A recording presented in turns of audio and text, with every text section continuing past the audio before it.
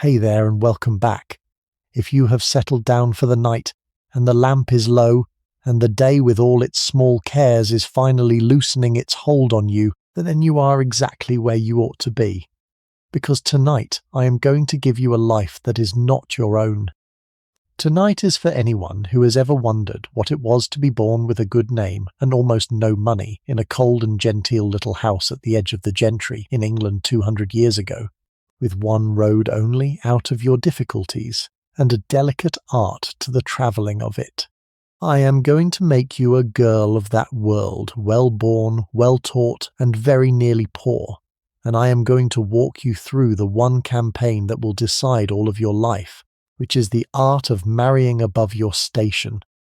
You need only lie still and let yourself be carried back into the parlour of a small house where your mother is already turning the problem of you over in her mind,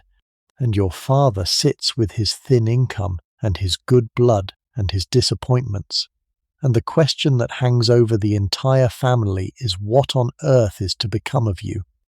There will be the launching of you upon the world, and the terror of a first grand ball. There will be the rules of the dance and the card and the morning call, each of them a move in a game whose stakes are everything you have. There will be the men above you, and the art of drawing one near without ever seeming to try. There will be the rivals with their fortunes, and the proud mothers who want better for their sons, and the single misstep that can undo a girl forever. And there will be, at the end of it, if you are clever and fortunate and brave, a wedding that carries you across a line that very few are ever allowed to cross, and a price waiting quietly on the other side that no one will think to warn you of beforehand.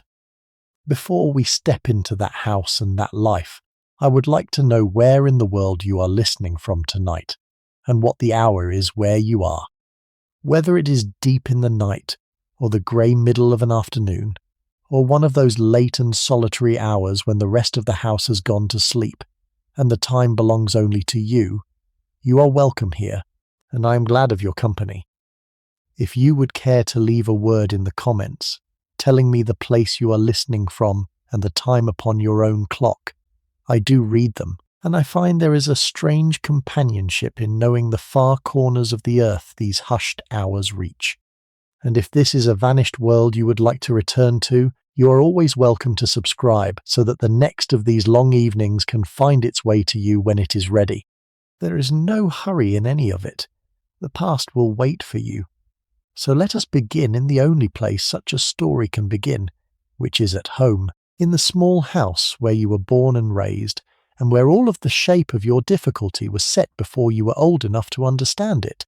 Picture a modest house in a country parish, somewhere in the green heart of England, in the year 1815, with the long wars against the French only just ended, and the full country tired and changed by them.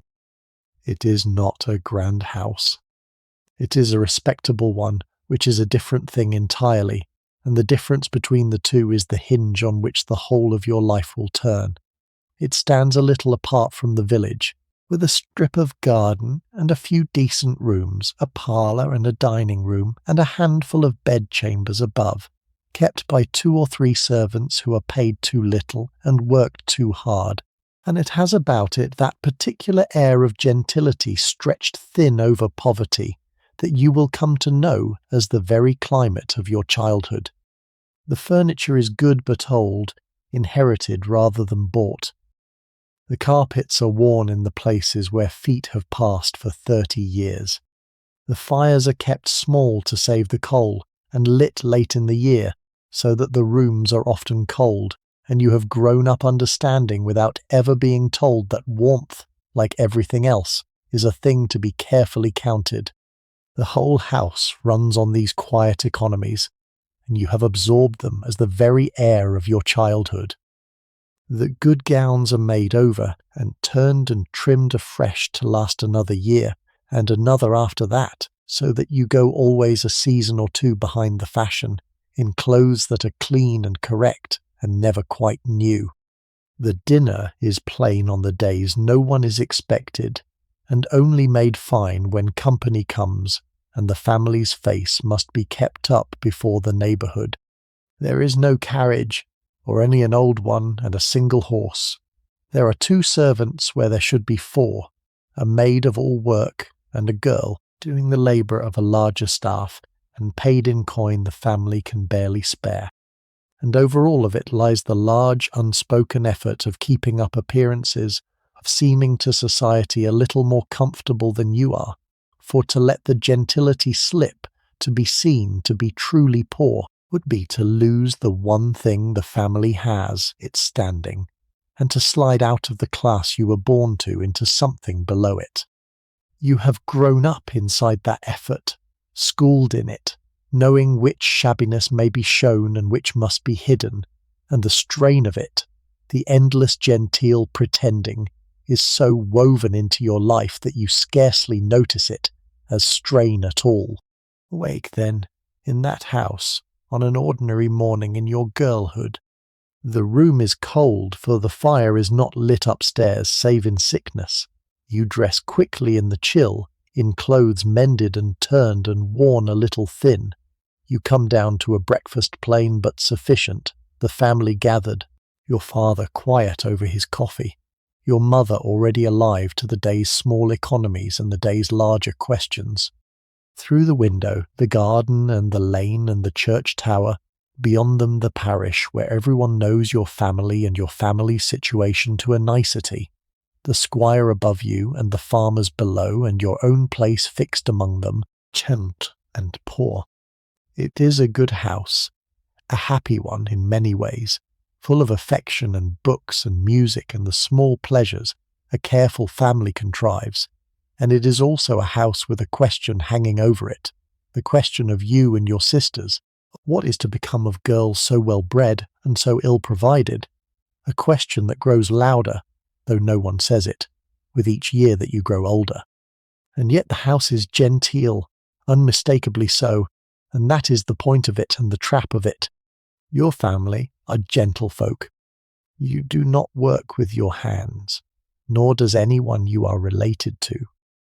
You speak correctly. You have been taught to read and to write a fair hand, to play a little upon the pianoforte,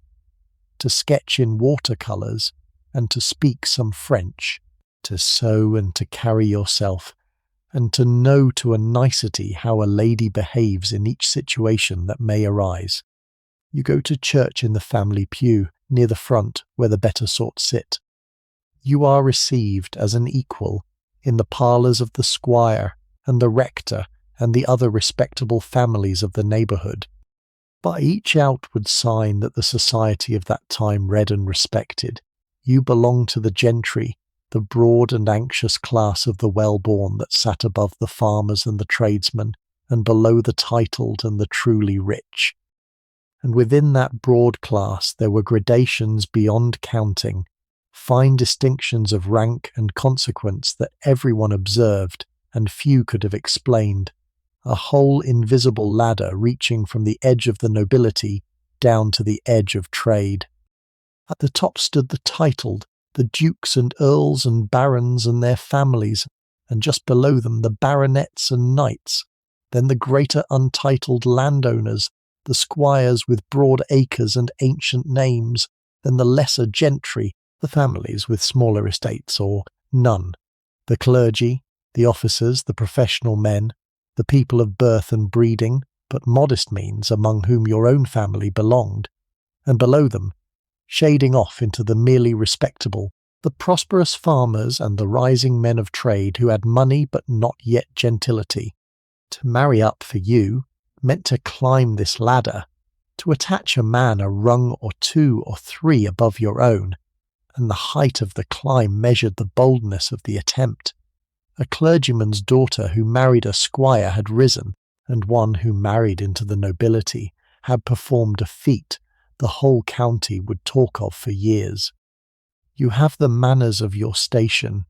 and the speech of your station, and the expectations of your station bred into your very bones. What you do not have, what you have never had, is money, and in the world you were born into, that single lack will shape everything. For you must understand how that age was ordered, because it is not ordered as ours is, and all of your situation flows from it. The wealth of England in those days lay chiefly in land, in the landed estates that passed down through the generations, and the law and the custom that governed that land were built upon a single iron principle, which was that an estate must never be divided. It must pass whole, from father to eldest son, and from that son to his eldest son after him, so that the family's land and the family's name and the family's standing might be carried forward unbroken through time. This was the law of primogeniture and the practice of the entail, the legal binding up of an estate so that no one generation could break it apart or sell it away, and it was the very spine of the propertied order. It made the families that held land secure and lasting. It also meant that everything went to the eldest son, and that the younger sons and all the daughters got comparatively little, a settled portion, a sum of money or a small annual income, and enough to keep them genteel, but never enough to make them independent. A grand house and a landed estate might stand behind a family, and yet a daughter of that family come into the world with only a few £1,000s to her name, or a few hundred, or in your own case, very little at all. And there lies the difficulty of a girl like you, and of the thousands of real girls whose lives this story is drawn from. You have the breeding of the gentry and almost none of its money. You cannot earn your own living, for there is scarcely an honest way for a gentlewoman to do so. The professions are closed to you because you are a woman. Trade is closed to you because you are a lady, and to enter it would be to fall out of your class entirely. You cannot inherit the family's land, which goes to your brother. You will have, when your father dies, only your small portion, and if that portion is small enough, and the family large enough, you may have almost nothing. You are genteel, accomplished, respectable, and very nearly destitute, suspended between a class you belong to by birth and a poverty that belongs to a class far below you, and there is only one bridge across that gap that the world will permit you to walk. That bridge is marriage, and the building and the crossing of that bridge, with all its art and its danger and its hope, is all of the story I mean to tell you tonight. For consider the position of a woman in that world altogether, since it is the ground on which everything else stands.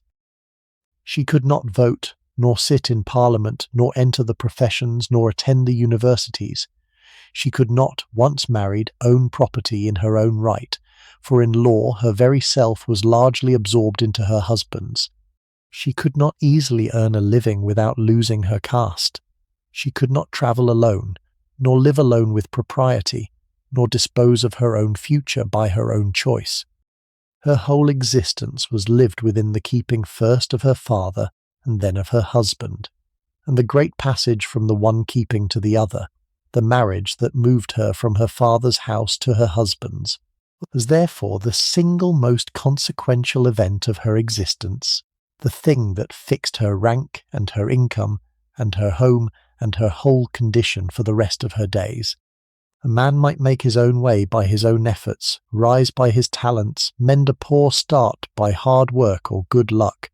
A woman had almost no way to rise or to secure herself but the making of a good marriage, and so upon that one act was concentrated a weight of hope and fear and calculation that nothing in a gentleman's life quite matched. This is why the whole business mattered so terribly, why mothers schemed and daughters trembled and a single season could decide a life, and why this quiet art lies at the very centre of what I have set out to show you tonight. Let me show you your father, for he is the source of both your gentility and your want, and a man worth understanding before we go further. He is a gentleman, and he is poor, and the two facts have rubbed against each other for all of his life and worn him smooth and a little sad. He may be a clergyman holding a country living that brings in a modest and fixed income and a house to live in but nothing to lay by. The church was the great refuge of the genteel but penniless man, a respectable place for a younger son or a poor scholar to land, and many a parsonage held a family exactly like yours, correct and cultivated, and forever short of money. Or he may be a half-pay officer, a man who took a commission in the army or the navy in the long years of the war, served his country, and now, with the peace, finds himself ashore or unattached, living on half his former pay, his usefulness behind him, and his prospects thin.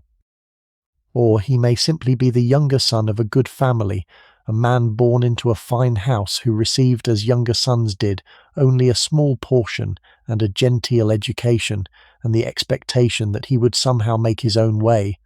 and who never quite did. Whatever the particular shape of it, the essence is the same. Your father was born to better things than he has, or to the edge of better things, and he has spent his life on the genteel side of poverty, keeping up the appearances his birth demands on an income that barely stretches to them. He is not idle, and he is not foolish, but he has never had the one thing that would have set the family secure, which is capital, money that makes more money, the cushion of real wealth, and without it, every year is a careful calculation, each expense weighed, each small luxury a question. He loves you in the reserved manner of fathers of that age, and he wants your happiness, and he also knows with a clarity that pains him that he cannot provide for you, that he has no fortune to give you that would buy you a secure marriage, and that when he is gone you will be left with very little. There is a particular grief in a good father who cannot dower his daughters, a sense of having failed at the one duty that matters most, and you have watched it sit on him at quiet moments, the way he looks at you and your sisters and then looks away. His days have their quiet, useful shape. If he is a clergyman, there are his services and his sermons, his sick and his poor to visit, his glebe and his tithes to manage, the small endless business of a country parish, conducted with a conscientiousness that earns him the respect of his people, if not a penny more than his fixed and modest living provides. If he is a half-pay officer, there is less to fill the days, and that is its own quiet sorrow, a man trained to action set on a shelf, reading his newspaper and walking his fields and remembering the war, his usefulness behind him. He keeps a few books and reads them. He dines with the neighbouring gentry when asked, and asks them back as the purse allows. He worries privately over the accounts. He is a gentleman to his fingertips, courteous and learned and upright,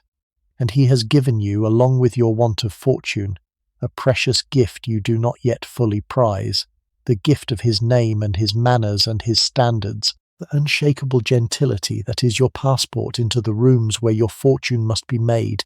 and he watches your coming season with a hope he tries not to show and a dread he tries harder to hide. He wants for you the thing he could not secure for himself, a settled and comfortable life, a marriage that lifts you clear of the anxieties that have shadowed his own, and he knows that he can do almost nothing to bring it about, that he has no fortune to dower you with, no grand connections to open doors, nothing to offer but the gentility he has given you and the prayers he says for you. He will find the money for your season somehow, by some economy or some small sacrifice you may never learn of, and he will send you off with his blessing and his anxious love, and he will wait at home through the long weeks for the letters that tell him how you fare, reading them with his heart in his throat, the unshakable gentility his only gift to the campaign. He will do what he can.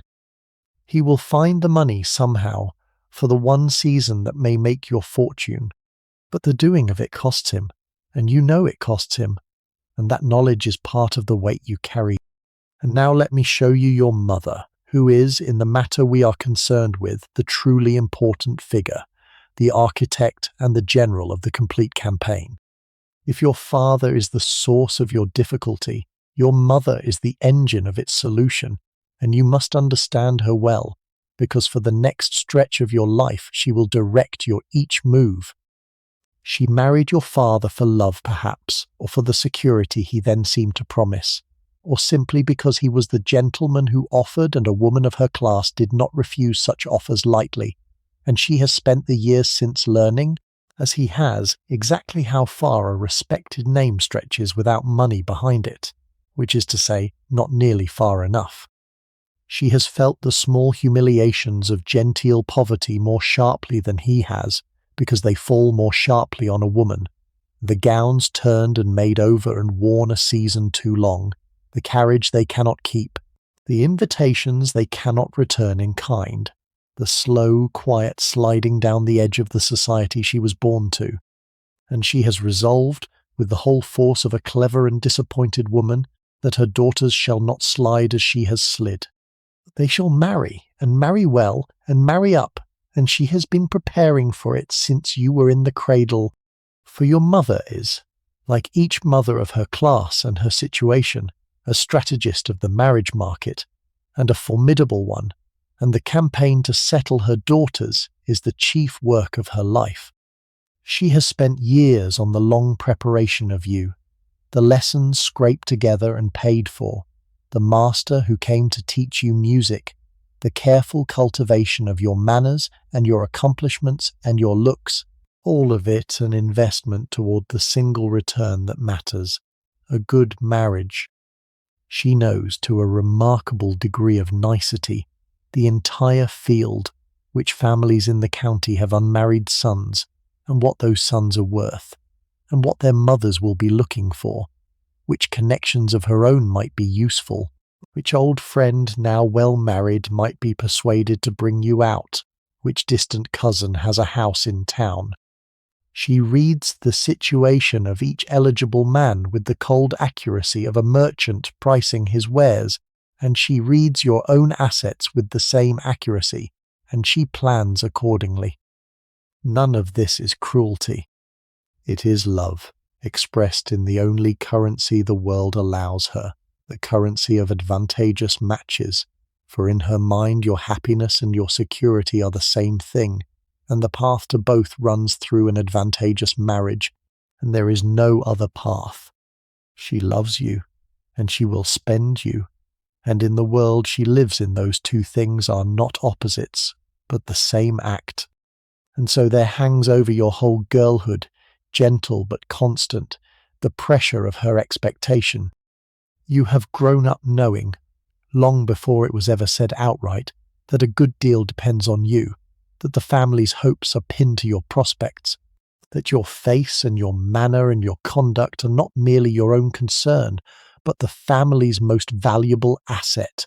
and must be tended as such. You have been raised, in a sense, for a single purpose, and you have always known it,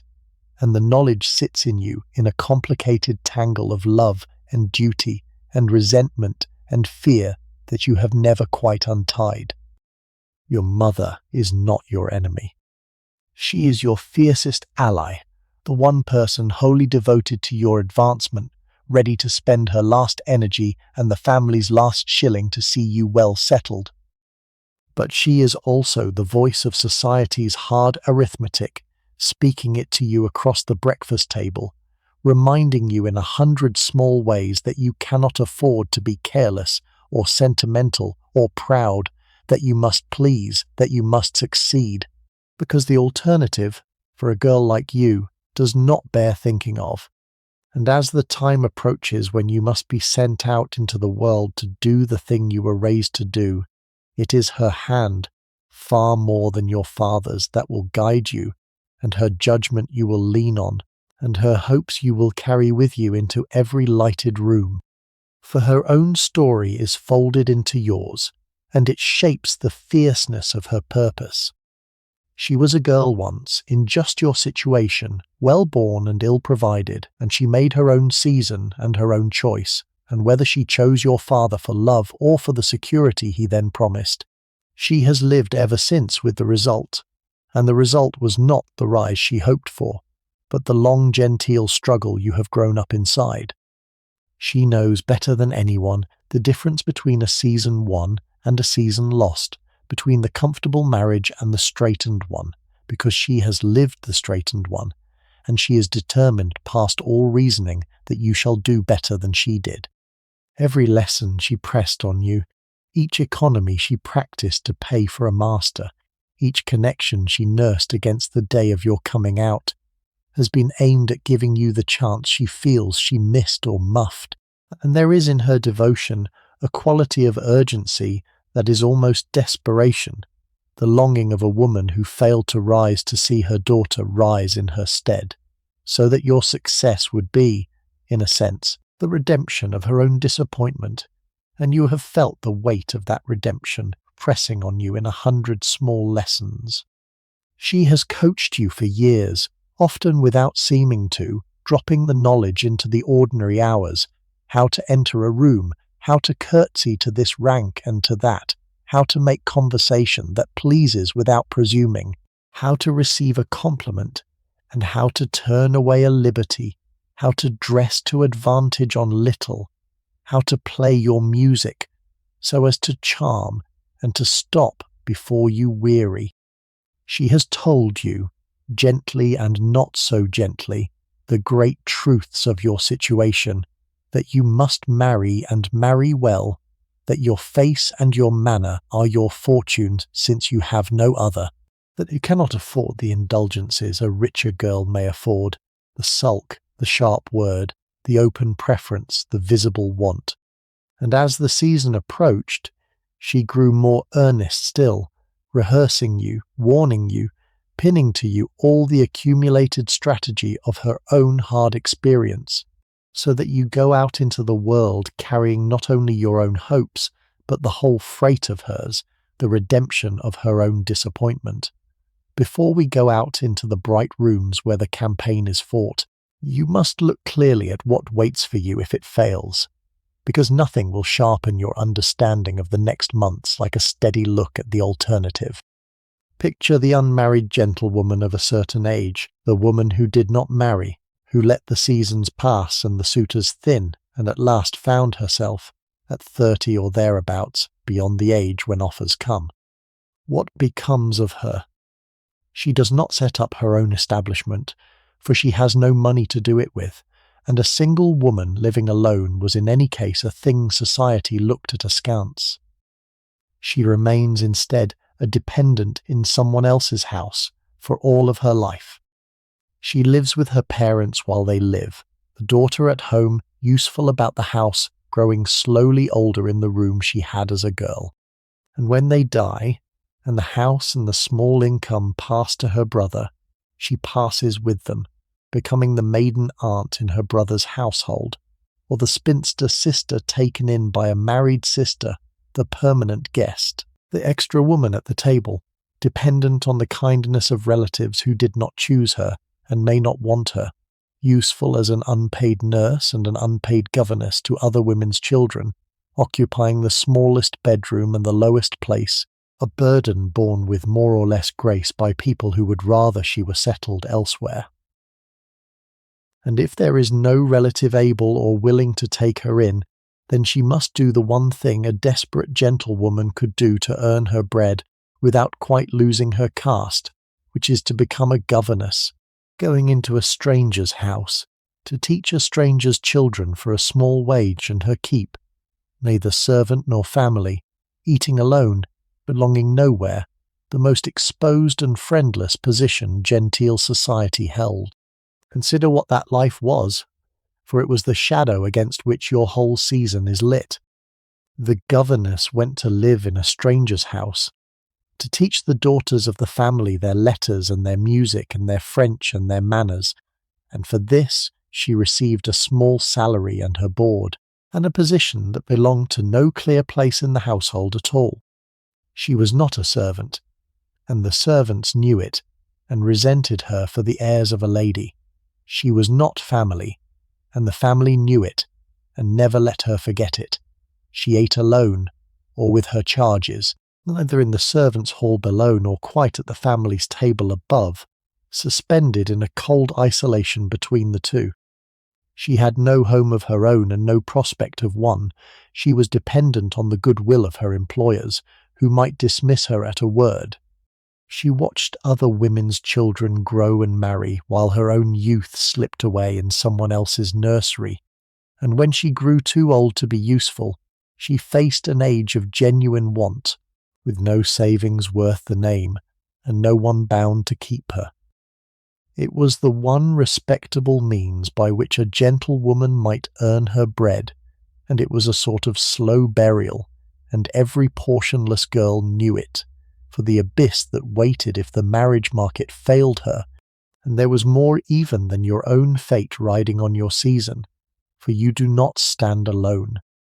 Behind you, very likely, are sisters, younger girls watching to see how you do, for in many a family the daughters must be brought out one at a time as the money allows, and the elder must be settled before the younger can have her turn. Your success clears the way for the sister behind you, and your failure may mean she never gets her chance at all. There may be brothers whose own prospects are commissioned to be bought, a profession to be entered, lean on the family's stretched resources a good marriage of yours might relieve. There are your parents themselves, aging, whose later years might be eased or burdened by how their daughters settle. So the weight you carry into the ballroom is not your own weight only. It is the family's, the hopes of the people you love, bound up in your face and your manner and your fortune in the season, and you feel it as a love and a duty and a dreadful pressure all at once. Each portionless girl, knowing the campaign was never quite hers alone. It was the fate that hung over each portionless girl, as the dark possibility behind each season, the thing her mother meant when she spoke, with a catch in her voice, of the importance of marrying, the thing you yourself think of late at night when the house is quiet. This is what is at stake. Not merely a good match against a less good one, not merely comfort against modesty, but a whole life of independence and dignity, and a house of your own, set against a whole life of dependence and smallness and the slow erasure of being nobody's chief concern. You are not playing for luxury. You are playing in the only game open to you, for your future entire, and you know it, and that knowledge is the iron in your spine when you walk into your first ballroom with your heart in your throat. So let us reckon soberly and without flinching what you have to play with, for any general must know her own forces before she takes the field. Spread out the ledger of your worth as society will read it, the assets and the one heavy liability, and look at them honestly. On the side of liability stands the plain fact of your poverty. You have little or no dowry, no fortune to bring a husband, and in a world where marriages were openly and unashamedly arranged with money in full view, this is a heavy want indeed. For you must grasp what money meant in that world, and how plainly it was spoken of in the matter of marriage, where a girl's fortune was named in pounds as openly as a horse's price at a fair. A great heiress might bring £30,000 or 50, a sum whose yearly interest alone would keep a family in style, and such a girl could command a title. A comfortable match might turn on £10,000, the respectable portion of a respectable girl, enough to make her welcome in a respectable family. A modest gentlewoman might have 5,000 or 2 or 1, the sum dwindling with the family's fortunes and the number of children to be portioned out of it. And a girl like you might have a few £100, or a bare 100, or nothing certain at all beyond a share in whatever small sum was settled on your mother and divided among her daughters at her death. The difference between these figures was the difference between whole different lives, and everyone in that society knew it and reckoned by it without embarrassment. So that when a man was said to be looking for a wife, it was understood that he was looking, among other things, at fortunes, and a girl's portion was inquired into as a matter of course, named and weighed and compared, the cold first fact about her before ever her face or her character came into the account. A man marrying you brings no capital into his family, no estate joined to estate, no fortune to clear his debts or set up his sons. He marries you, if he marries you for other reasons, And those other reasons are precisely the assets you must muster against the great blank where your fortune should be. So what have you? You have, first, your birth, your gentility, the honourable name and the unimpeachable respectability of your family, which means that no man marries beneath himself in marrying you, that you may be poor but you are a lady received everywhere, a connection that shames no one. That is worth a great deal, and it is the floor you stand on. You have, second, your person, your face, and your figure, and your health, and here, if fortune has been kind, may lie your greatest strength, for beauty was the one form of wealth a poor girl might possess in abundance, the single asset that money could not buy, and that could, now and then, outweigh the want of money altogether. A beautiful girl with no fortune had a real chance where a plain one had almost none, and you have grown up knowing precisely how you are looked at and what your looks are worth. You have, third, your accomplishments, the music and the drawing and the French and the dancing and the fine needlework, the apparatus of genteel female education, which exist in large part to be displayed, and each of which carried its own freight of meaning to the watching town. The music was the chief of them, the playing upon the pianoforte and the singing, for these could be performed in company, in the drawing-room of an evening, and a girl who played and sang well could be brought forward to shine before exactly the audience that mattered. Her skill, a proof of the care and expense lavished on her upbringing, and a graceful occasion for a gentleman to stand by the instrument and turn her pages and admire. The drawing and the painting in watercolours showed taste and refinement, and gave a girl something pretty to be seen doing. The French, and perhaps a little Italian, marked her as cultivated, fit for genteel society. The dancing was nothing less than essential, for the ballroom was the field of courtship, and a graceful dancer had a real advantage there. And the needlework, the fine sewing and embroidery, showed the domestic virtues, the patience and industry and usefulness a wife should have. Together these accomplishments were the visible curriculum of a lady, the evidence laid before the world that here was a girl correctly formed, and they were taught and practised and displayed not for their own sake, though a girl might come to love them, but as part of the long preparation of her for the marriage market, the polish on the goods, and brought forward at the right evening, in the right company, with a becoming reluctance. Picture it, the company gathered in a drawing-room after dinner, the talk flagging a little, and someone asks whether one of the young ladies will favour them with a song, and you are pressed, and you demur, modestly as you must, for to leap eagerly to the instrument would be unbecoming, and you are pressed again, and at last allow yourself to be led to the pianoforte, and you sit, and you play, and you sing, in the clear trained voice your mother paid for, while the company listens, and a particular gentleman comes to stand near and turn your pages. It is a perfect occasion, the performance, for it shows your accomplishment and your modesty together, gives the room leave to admire you,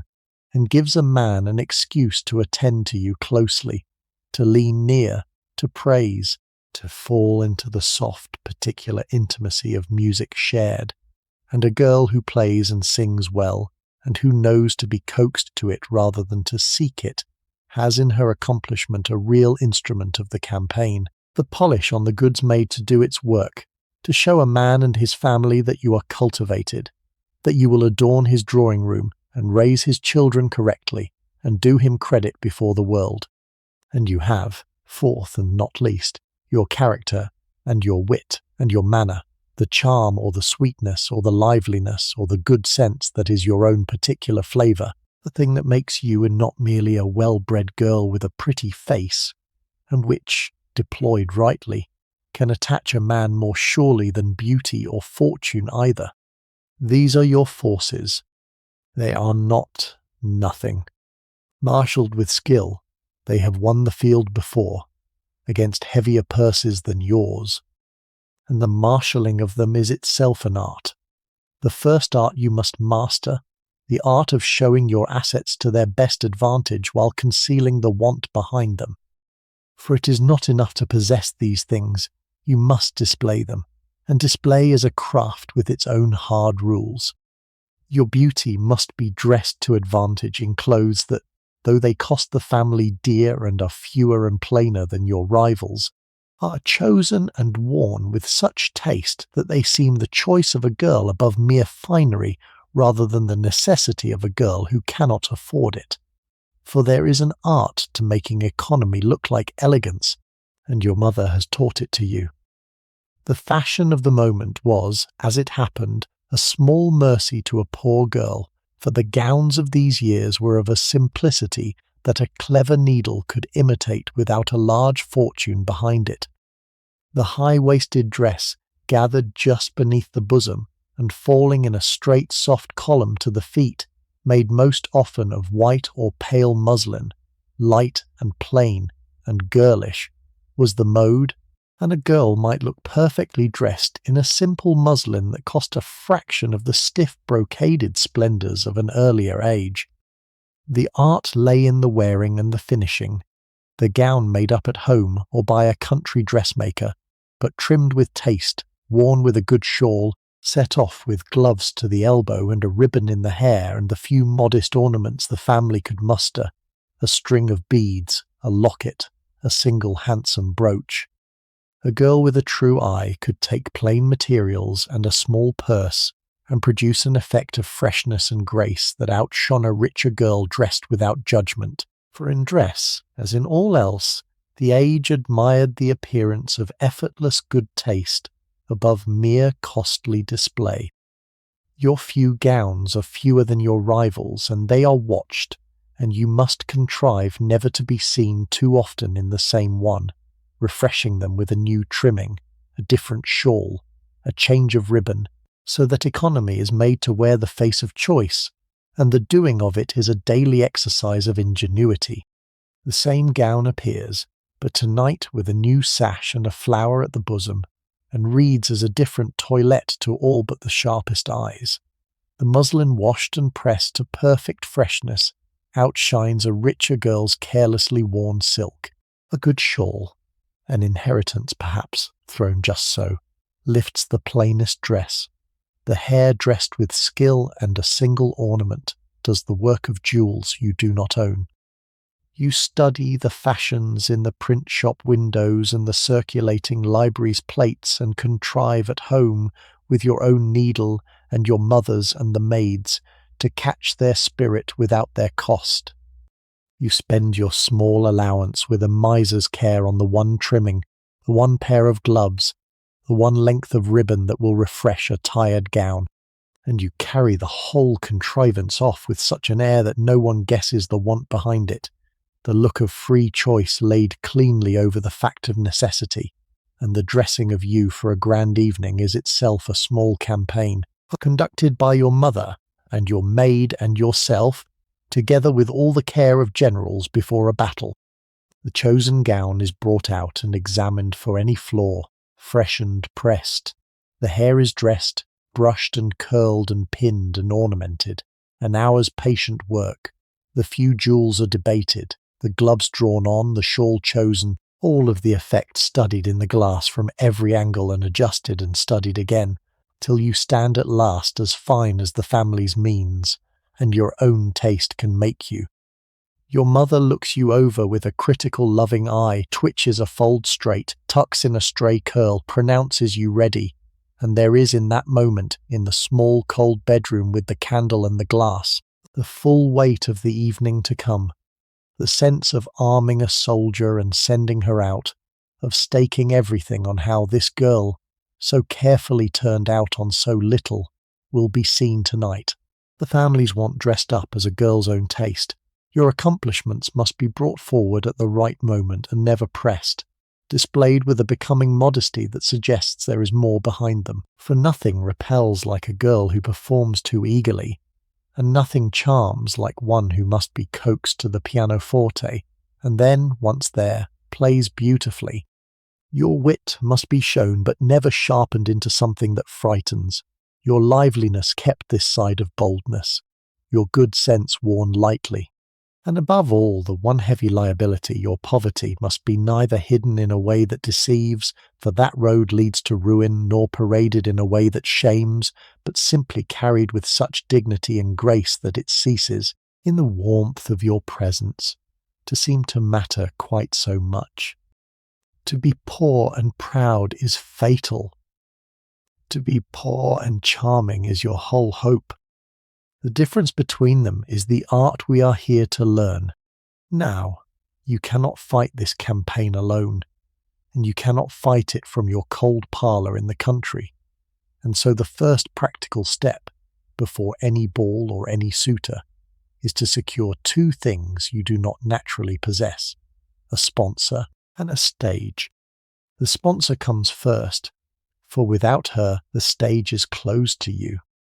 You need a patroness, an older woman of higher standing and wider connection than your own mother, who will take you up, bring you forward, introduce you, and lend you the borrowed light of her own position. This was the hinge of the whole system, the means by which a girl of small fortune gained entry to rooms her family could never have opened on their own, for society did not admit strangers, and a girl arrived nowhere on her own account. She arrived on the arm of someone already established, vouched for, presented, made known. She might be a married aunt who had done better in the marriage market than your mother and now moved in grander circles. She might be a wealthy and childless relation, glad of a young companion to enliven her house. She might be an old friend of your mother's girlhood, married well and willing, for the sake of that old friendship, to do this real kindness. She might simply be a grand lady of the neighbourhood who has taken a fancy to you and chooses to be gracious.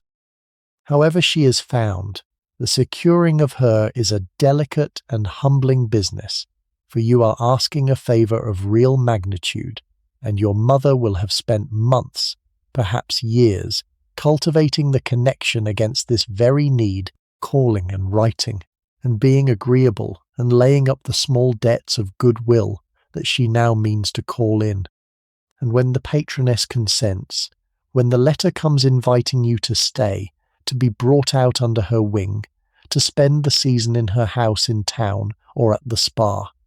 it is a moment of enormous hope and enormous obligation, for she is giving you the one thing money cannot buy you, which is access, and you will be in her debt, and bound to do her credit, and conscious each moment that her countenance can be withdrawn as easily as it was given if you should ever disappoint or embarrass her. She is your ladder. You must climb her with gratitude and with care, and never, ever give her cause to regret the lending of herself. Picture such a patroness, for she is a real power in your story. She may be a widow of comfortable fortune and wide acquaintance, a woman who knows everyone worth knowing in the town or the resort, who has a box at the theatre and a place at each assembly, and the standing to have her companion received everywhere she is received. She takes you up partly from kindness, partly from old friendship with your mother, partly from the simple pleasure of having a pretty grateful young thing about her, to enliven her days and to do her credit, for a patroness with a charming protégé shares a little in the girl's success. She houses you, dresses you a little, perhaps, takes you with her into the rooms you could never have entered alone, makes the introductions that are everything, and lends you, simply by keeping you at her side, the borrowed standing of her own established position. In return, you owe her a debt past repaying, and you pay what you can in attention and gratitude and good behaviour, making yourself useful and agreeable, never presuming, never embarrassing her, always conscious that you shine by her light, and that her favour, once withdrawn, leaves you in the dark. She is the single most important ally in your whole campaign, more even than your mother, for she has what your mother lacks, the position and the access, and the securing and the keeping of her goodwill is the foundation on which everything else you attempt must stand. And the stage to which she lifts you is the great seasonal gathering of the marriageable, the machinery that the whole society had built, half by design and half by custom, for the precise purpose of bringing eligible young people together under the watchful eyes of their elders. Chief among these was the London season, the months of spring and early summer, when the families of rank came up to town and filled the grand houses, and threw open the round of balls and routs and dinners and assemblies that was, beneath all its glitter, an enormous and serious marriage market, the few crowded weeks in which the year's crop of young women was displayed, and the year's matches very largely made.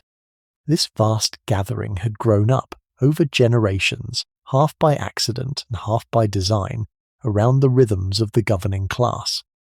The families of rank came to London in the spring because Parliament sat then, and the men whose business or whose birth gave them a part in governing the country were in town, and their families came with them. And once the families were gathered, the daughters of marriageable age among them, it was the most natural thing in the world that the season should fill with the entertainments at which those young people might meet.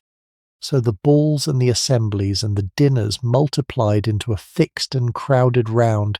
and the round acquired, beneath its glitter, its serious underlying purpose, which was the bringing together of the eligible young of the ruling families under the eyes of their elders, the making of the matches that would carry the families and their estates and their alliances forward into the next generation. It was a marriage market in all but name, and everyone understood it so, the young women brought up to town as much to be married as to be amused, the full brilliant social machine bent beneath the dancing to the grave dynastic work of marrying the right people to the right people, and at the very summit of that machine, in London, stood the most exclusive temple of the whole marriage market, the assembly rooms where admission was guarded by a small committee of grand ladies whose word was law. To be admitted to the most fashionable of these subscription assemblies was the height of social arrival, and admission was not bought with money, but granted by these patronesses, a handful of titled and powerful women who decided, by their own private judgment, who should be given a voucher and who refused, and whose refusal could not be appealed. They ruled their little kingdom with an absolute and capricious power. A girl they favoured was made admitted to the inner sanctum where the greatest matches were watched for and made, and a girl or even a family they disliked was simply shut out, however rich, however well born. The doors closed without explanation. For a girl in your position, such heights were likely beyond reach, the subscription costly and the patroness's favour hard for the unknown and the unfortunate to win. But the principle ran all the way down the social scale, that the society admitted whom it chose and excluded whom it chose, that access was everything and was controlled by those already within, and that a girl outside, however deserving, got in only by the favour of someone already inside. But London was costly beyond the reach of a family like yours,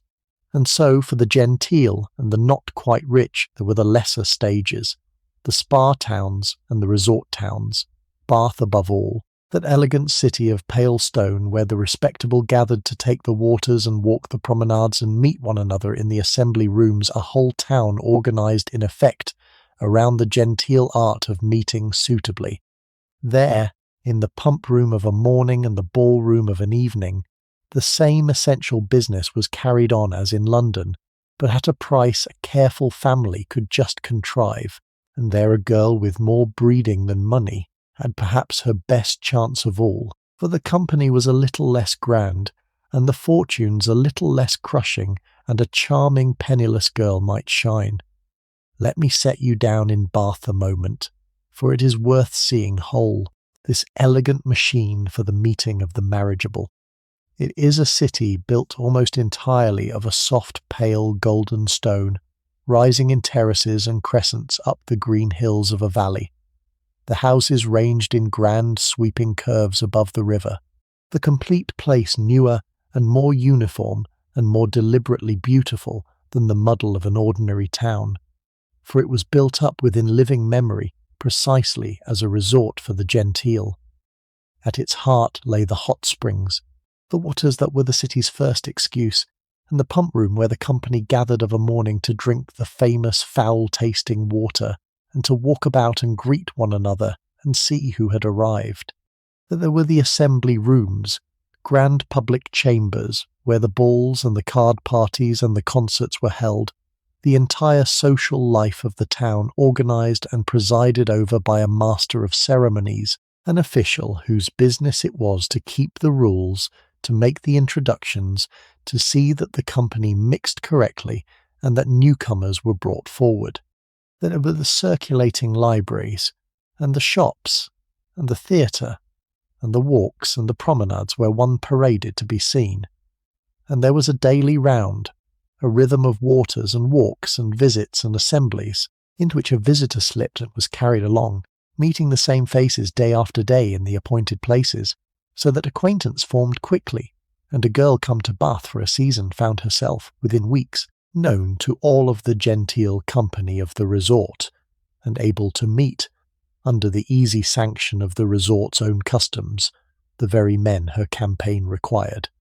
Presiding over the full genteel round of such a place was the master of ceremonies, an official peculiar to the resort, whose business was the smooth and proper management of its social life.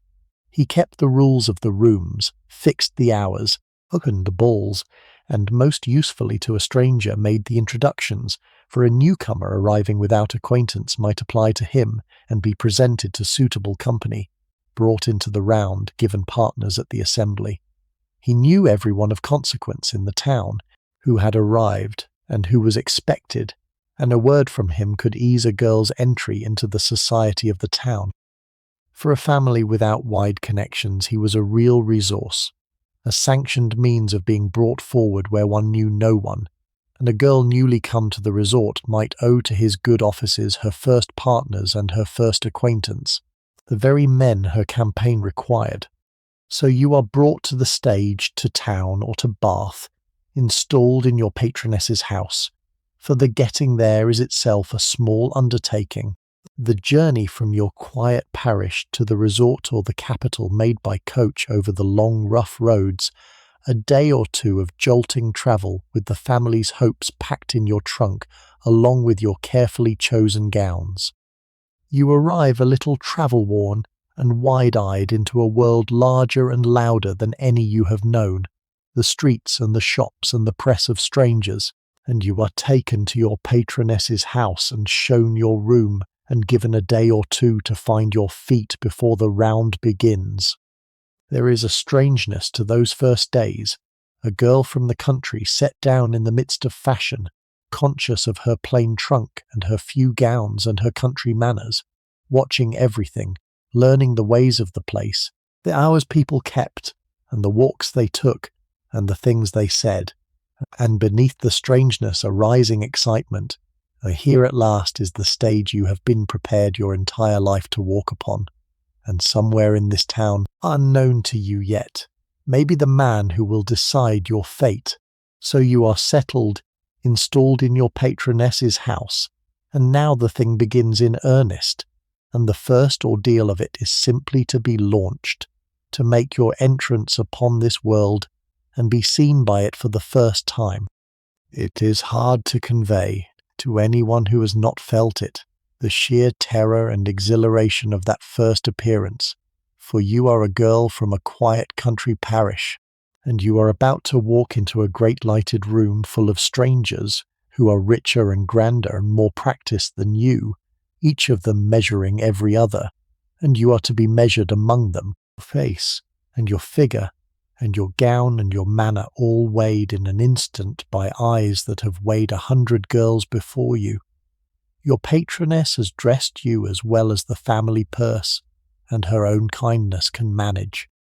Your mother, if she has come, has given you her last whispered counsel. You have practised your curtsy and your smile, and the easy, unhurried manner that must on no account betray how your heart is hammering. And then the doors open, and you go in. The first grand ball or the first grand assembly is the threshold across which you pass from a girl at home to a woman in the world, and everything afterward flows from how you cross it. You are presented, introduced, your name spoken into the room. You make your curtsies to the people who matter, the hostess, the patronesses of the assembly, the grand ladies whose notice is worth having. You are looked at, openly and frankly, by the assembled company. For a new girl is always an event, a fresh entry in the season's reckoning, and beneath your composed and pleasant face, your heart is going like a drum. For you are 19 perhaps, or 20, fresh from a quiet country life where you knew everyone, and the largest gathering was the assembly at the nearest town, and here you are set down among hundreds of strangers, each of them grander and richer and more assured than you, and you must move among them as though you belonged, as though your heart were not in your mouth, and your gloved hands not cold with fear. You are conscious of your 2 fine gowns among their many fine ones, of your country manners among their town polish, of the borrowed standing on which you stand. You feel watched, weighed, measured, and you must let none of it show. You must wear an air of easy pleasure while each nerve is stretched taut, must charm while terrified, must seem to find it all delightful while it frightens you half to death. It is the hardest acting you have yet been called on to do, and you do it because you must, because everything depends on it. The new arrival the room has gathered to appraise, and you are brought forward to be made known. Your patroness moves you through the room, presenting you to the people who matter, this grand lady and that, the hostess, the dowagers whose good opinion carries weight, the families with sons, and at each presentation you make your curtsy and your modest greeting, and you are looked over, and a word or 2 is exchanged, and you pass on to the next. The men are introduced to you with a particular care, for these are the introductions that signify, and a gentleman, once made known to you, may ask you to dance, and so the evening's first introductions shape the evening's first dances, and the first dances shape the talk of who stood up with whom. It is a swift and public sorting, this being brought forward, the new girl shown to the company and the company's interest, or its indifference, declared almost at once, and you feel the eyes, and you hold your composure, and you try to read, even as you are read, where in this glittering field your best hopes might lie. For the arrival of a fresh face is always an occasion, a name newly entered in the season's accounts, and the men in particular take their first cool measure of you while pretending to do nothing of the kind. There is something hard to bear in being so appraised, if you let yourself feel it, this being looked over like a horse at a sale, your face and your figure and your manner weighed by strangers reckoning what you might be worth to them.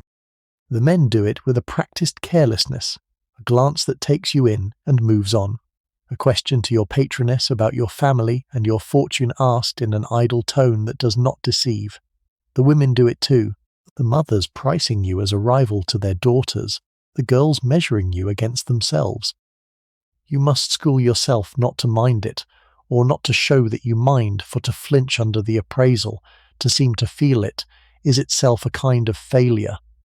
You must stand and be looked at, and looked over with an easy unconsciousness, as though you did not know you were being priced, as though it were the most natural thing in the world to be examined by a room full of strangers deciding your fate, and that composure under appraisal is itself one of the things they are appraising. And you must, through all of this, appear perfectly at ease, pleased to be there, gracious, modest, neither shrinking into the wall nor pushing yourself forward, neither cold nor too eager, holding the narrow line of correct behaviour that the world demands of a young woman making her entrance. It is a performance of the most exacting kind, and it must look like no performance at all, like the natural unstudied manner of a well-bred girl, and beneath it your entire future is in play, for first impressions in that age were swift and lasting, and a girl who launched well, who was noticed, admired, talked of as the new beauty or the charming new arrival, had won an advantage that would carry her through the season, while a girl who launched badly, who was awkward or overdressed or overlooked, might struggle the whole season to recover. For reputations in that age were made fast and changed slowly, and the talk of the first week or two settled into the received opinion of the season. A girl spoken of after her launch as the new beauty, as charming, as a delightful addition to the company, carried that golden report through each room she entered after, the men predisposed to admire her, the hostesses glad to have her, the complete season smoothed before her. A girl spoken of as awkward, or cold, or as having nothing to recommend her, or simply not spoken of at all, overlooked, carried that too, an invisible weight. The rooms a little less warm, the partners a little fewer. The uphill work of changing a settled impression added to the ordinary labour of the campaign. So the launch mattered out of all proportion to the single evening it occupied, the first impression hardening into the season's verdict, and a girl who launched well had the wind at her back for months after, while one who launched badly might struggle the entire season to recover. So you steady your breath, and you lift your chin, and you walk into the light as though you owned it, this poor girl with the respected name and the borrowed sponsor and the hammering heart, and you begin. And what a thing it is, that first grand room, to a girl fresh from the country quiet. The blaze of it, first of all, the hundreds of candles in the chandeliers and the sconces, more light than you have ever seen gathered in one place, thrown back from the mirrors and the jewels and the polished floor, the heat of it, the press of bodies and the burning candles making the air close and warm and heavy with scent and powder, the sound of it, the music of the band rising over the surf of 100 conversations, the laughter, the rustle of silk, the tap of slippered feet on the boards, and the people, so many of them, so finely dressed, the women in their high-waisted gowns of muslin and silk, with their gloves to the elbow and their hair dressed with combs and feathers and flowers, the men in their dark coats and pale breeches and snowy linen, all of the brilliant crowd moving and mingling and watching beneath the lights. You stand at the edge of it, your hand on your patroness's arm, your heart going hard, and for a moment the sheer scale and dazzle of it threatens to overwhelm you, and then you remember your training, and you steady, and you let your face settle into the pleasant, composed expression you have practiced, and you step forward into the light and the noise and the watching eyes, and the season has begun. And a season, once begun, is not one night, but a long campaign of nights and days, a round that repeats and builds week upon week. And the strange thing about the round is how the great and the trivial mix in it, how an evening that decides a life looks no different, going into it, from one that decides nothing at all. You dress for each ball with the same care, not knowing which will matter. You enter every room ready, because the man who alters your fate may be in any of them, or in none. You give your charm and your composure to night after night of dancing and talk that comes to nothing, because you cannot know in advance which night will come to everything. It is a strain peculiar to the work, this living always at the ready, always on display, never able to relax into a single unguarded evening, for months together. And the girls who bore it best were those who could find real pleasure in the round itself, in the music and the company and the dancing, and so carry themselves lightly through it, instead of grinding through it grimly. There are the assemblies and the private balls, 2 or 3 in a week perhaps, where you dance and are seen. There are the mornings at the pump room or on the promenade. There are the calls to pay and receive, the concerts and the theatre, the dinners and the card parties. And through this round you move, week after week, slowly making yourself known, gathering acquaintance, marking which men show interest and which are worth encouraging, the full field gradually clarifying as the season wears on, the early flurry of new faces settling into a smaller number of real possibilities. It is work sustained and watchful and tiring beneath its pleasures, for you must be always at your best, always pleasant, always composed and becomingly dressed and ready to charm, never letting the mask slip, never letting the strain show through weeks of late nights and crowded rooms, because you never know which evening, which dance, which conversation will turn out to be the one that decides your fate. Now that you are launched, and the eyes of the room have taken their measure of you,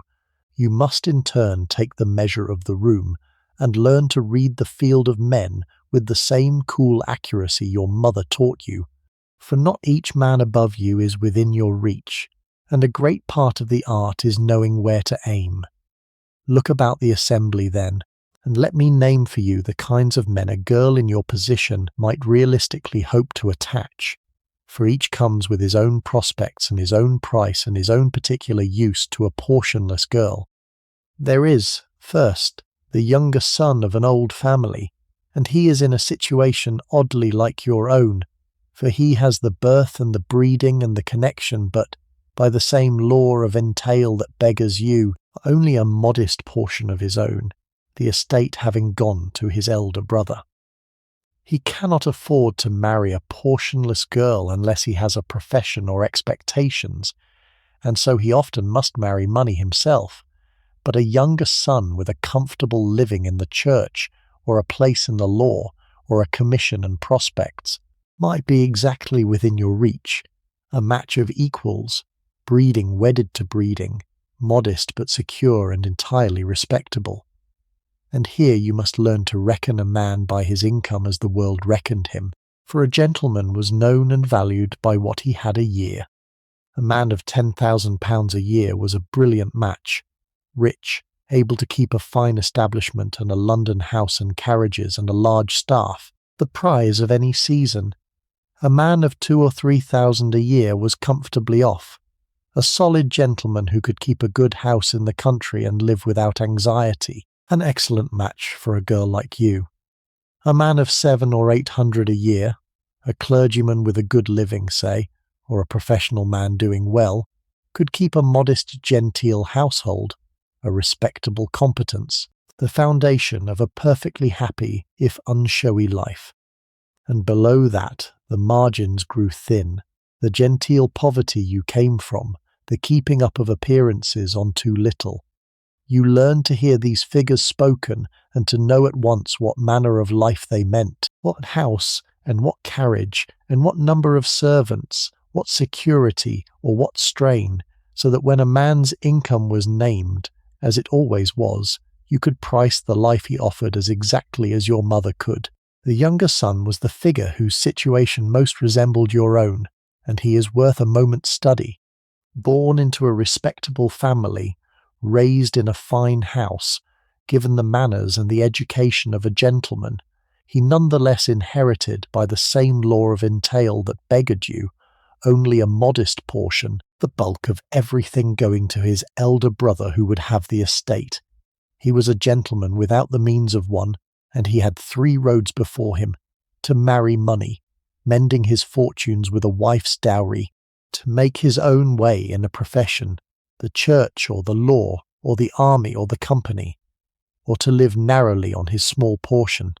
a poor relation in a rich family's orbit.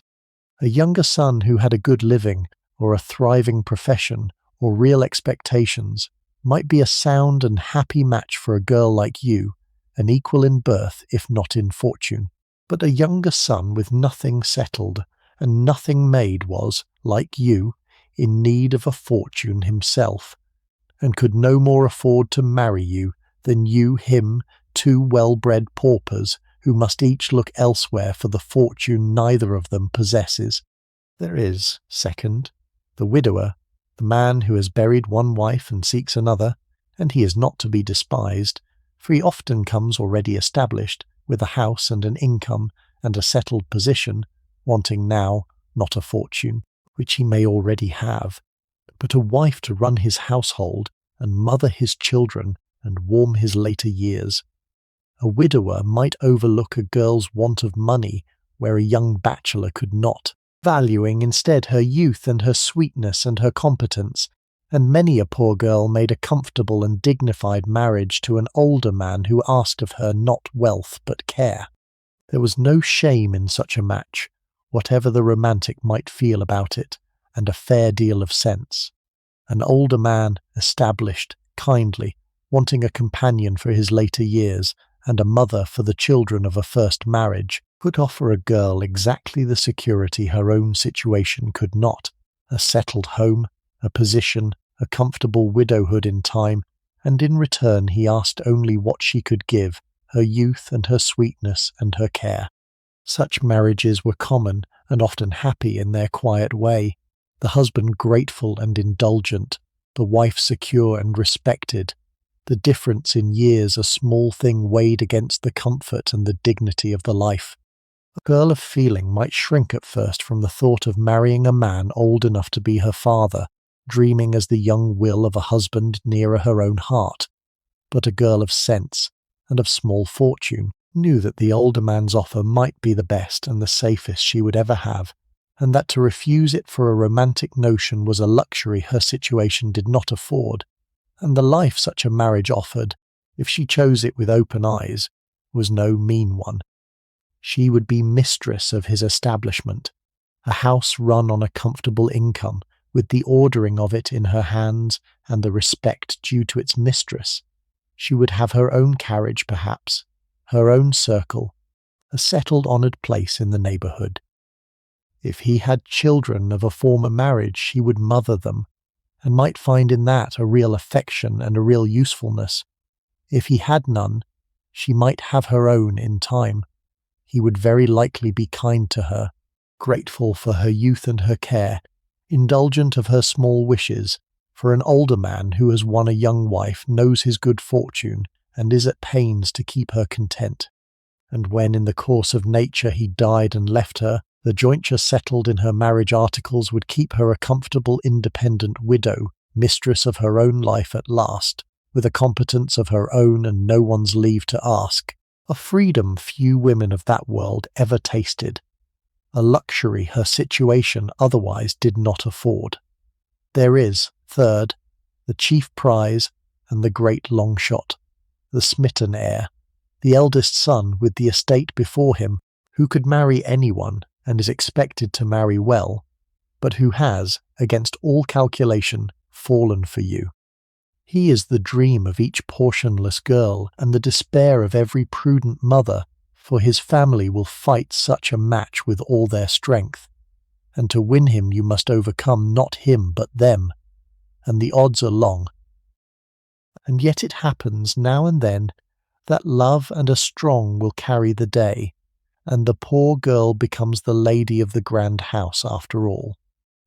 And there is, fourth, a figure particular to this exact moment in history. The man returned from abroad with a new-made fortune, and chief among these the nabob, the man who went out to India in the service of the company and came home rich. For these were the years when British power was spreading across the wider world, and India in particular had become a place where a younger son or an ambitious man of no great family could go out with nothing and return, if he survived the climate and the fevers, with a fortune that would have taken 3 generations to build at home. Such men came back to England wanting what their money could not quite buy them, which was rank, position, acceptance by the old genteel society they had left, and a well-born wife was the surest road to it. A nabob's fortune wedded to your honoured name was a bargain both sides understood, his money buying your breeding, and your breeding gilding his money, and many a poor gentlewoman married Eastern wealth, and asked few questions about how it had been got. For these were the high years of the East India Company, that strange half-merchant, half-sovereign power that governed great tracts of India in the name of trade, and the service of the company, military or civil, was the making of many a fortune and the grave of many a man. A young man of small means might go out as a writer or a cadet into the heat and the fevers that killed so many, and if he lived and rose, he might come home after 20 years with a fortune got from trade and salary, and the opportunities not always clean that power in a far country offered. These returned men, the nabobs as they were called, half mocking, up to the Indian princes whose wealth they were thought to ape, came back to an England that took their money gladly and their persons a little warily. but they were often not quite of the old genteel mould, their manners marked by the East, their fortunes new and faintly suspect. What they wanted, having gained the money, was the standing that money alone could not confer, and the surest purchase of it was a well-born English wife, whose breeding would polish their wealth into respectability, and whose family would open the doors that gold alone left closed. For a portionless girl of well-born family, this was a real and recognised chance. The trade plainly understood on both sides her gentility for his fortune, and though it might mean marrying a much older man, or a man whose origins were a little doubtful, or simply a man one did not love, it offered a security and a comfort that the strict arithmetic of her own situation could never have given her. The wars, too, had made and unmade fortunes, thrown up prize money and contracts and speculations, scattered the old certainties, so that the field before you held more new money and more strange chances than it would have held a generation before. Read the field, then know which men are truly possible and which are dreams, and spend your forces where they have a chance of telling, and ask yourself, of each, why he might marry a girl with no fortune, for a man did nothing in that market without a reason, and to understand his reasons is to understand your chances with him. A man already rich, with his fortune secure and nothing to gain from more, was free to please himself, to marry for love or beauty or companionship, and such a man, if you could reach him, was your likeliest hope. A man who had risen by his own efforts, a professional man, a returned nabob, a self-made fortune, often wanted breeding above money, a well-born wife to gild his new wealth, and to him your respected name was itself the dowry. An older man, a widower, wanted care and youth, and a mother for his children more than he wanted gold, and a young heir of an old family wanted as a rule exactly what you could not give, money and alliance, and would marry you only against all prudence, for love alone, and against his family's will, which is why he is the longest shot of all. Read the field, then, by reading the men's wants, and aim your effort where it has a chance of telling, and the place where those forces are first deployed, the chief arena of the whole campaign, is the ballroom, for the dance was the heart of courtship, the one setting in which a young man and a young woman might be close, and speak, and touch, and be observed doing so, all within the strict bounds of propriety. You must understand that in that world the unmarried could not simply seek each other out. They could not call on one another, nor walk out alone together, nor correspond, nor spend time in private. The full weight of custom kept them apart and watched. The ball was the sanctioned exception, the place where, under the eyes of the assembled company and the chaperones ranged along the walls, a man might ask a woman to dance and so claim half an hour of her company, her hand in his for the figures, her conversation between them, a license to attend to her that existed nowhere else in respectable life. And all of it took place under the watch of the chaperone, that indispensable figure without whom no young unmarried woman could appear in society at all. A girl did not go abroad alone. She was always accompanied by her mother or her patroness, or some married woman or respectable elder who answered for her, who sat along the wall at the ball and received with her in the drawing-room, and went with her on each call and each walk, whose presence was the guarantee of her propriety and the shield of her reputation. The chaperone watched whom the girl danced with, and how often, whom she spoke to, and for how long, and stood ready to intervene if an acquaintance went too fast, or a man's attentions grew too particular before they were honourable. To the girl this constant watching might chafe, this never being alone, never being trusted out of sight, but it was also her protection, for it was precisely the chaperone's vigilance that allowed her to be in male company at all, without her name being touched. An unchaperoned girl was a girl whose reputation was already in question. So the complete courtship was conducted in this watched and public way, each meeting overseen, every liberty bounded, the lovers never truly alone, and the art of advancing a connection was in part the art of doing so within these narrow watched bounds, of saying with a look across a crowded room what could not be said in private, of building an understanding under the very eyes of the elders, whose business it was to govern its pace. And so the dance was never merely dancing. It was courtship made visible, a negotiation conducted in movement and talk, and each part of it carried meaning that the entire room could read. For there were rules, and the rules were the very grammar of the thing. A man must be introduced to you before he could ask you to dance. He could not simply approach a stranger. Once introduced, he might solicit your hand for a dance, and you might accept, or, with care, decline, though to decline one man and then dance with another was a public insult not lightly given. To dance with a man was to single him out for the room's attention. To dance with him twice in an evening was a marked thing, a near declaration of preference that set tongues going.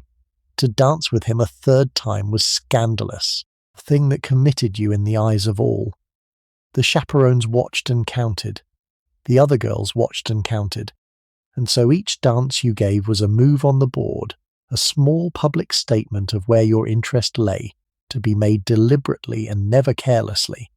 For a girl who danced too freely with too many seemed light, and a girl who danced too often with one seemed caught, and the art lay in the calibration, in giving just enough encouragement to the man you wanted, and just enough notice to the others to keep your value high, all while seeming to do nothing but enjoy the music. And the dances themselves were of their own particular kinds, each with its own opportunities. The staple was the country dance, in which the couples stood in two long lines, the ladies facing the gentlemen, and worked their way down the set through the figures, advancing and retiring and turning and crossing, so that a couple had long stretches standing together waiting their turn to lead off. And those waiting stretches were prime ground for conversation, half an hour and more of a man's attention secured by the single act of standing up with him. There was the cotillion and later the quadrille, danced by sets of 4 couples in a square, more intricate, more French, requiring study to perform well. And there was, newly arrived and fiercely debated in these very years, the waltz, the scandalous import from the continent in which a man held his partner close and turned with her about the floor, that the two of them clasped together in a way that older people thought shocking and improper, an embrace in public set to music. The waltz was the great controversy of the ballrooms of your day, frowned on by the strict, embraced by the fashionable and the bold, and to waltz, or to refuse to,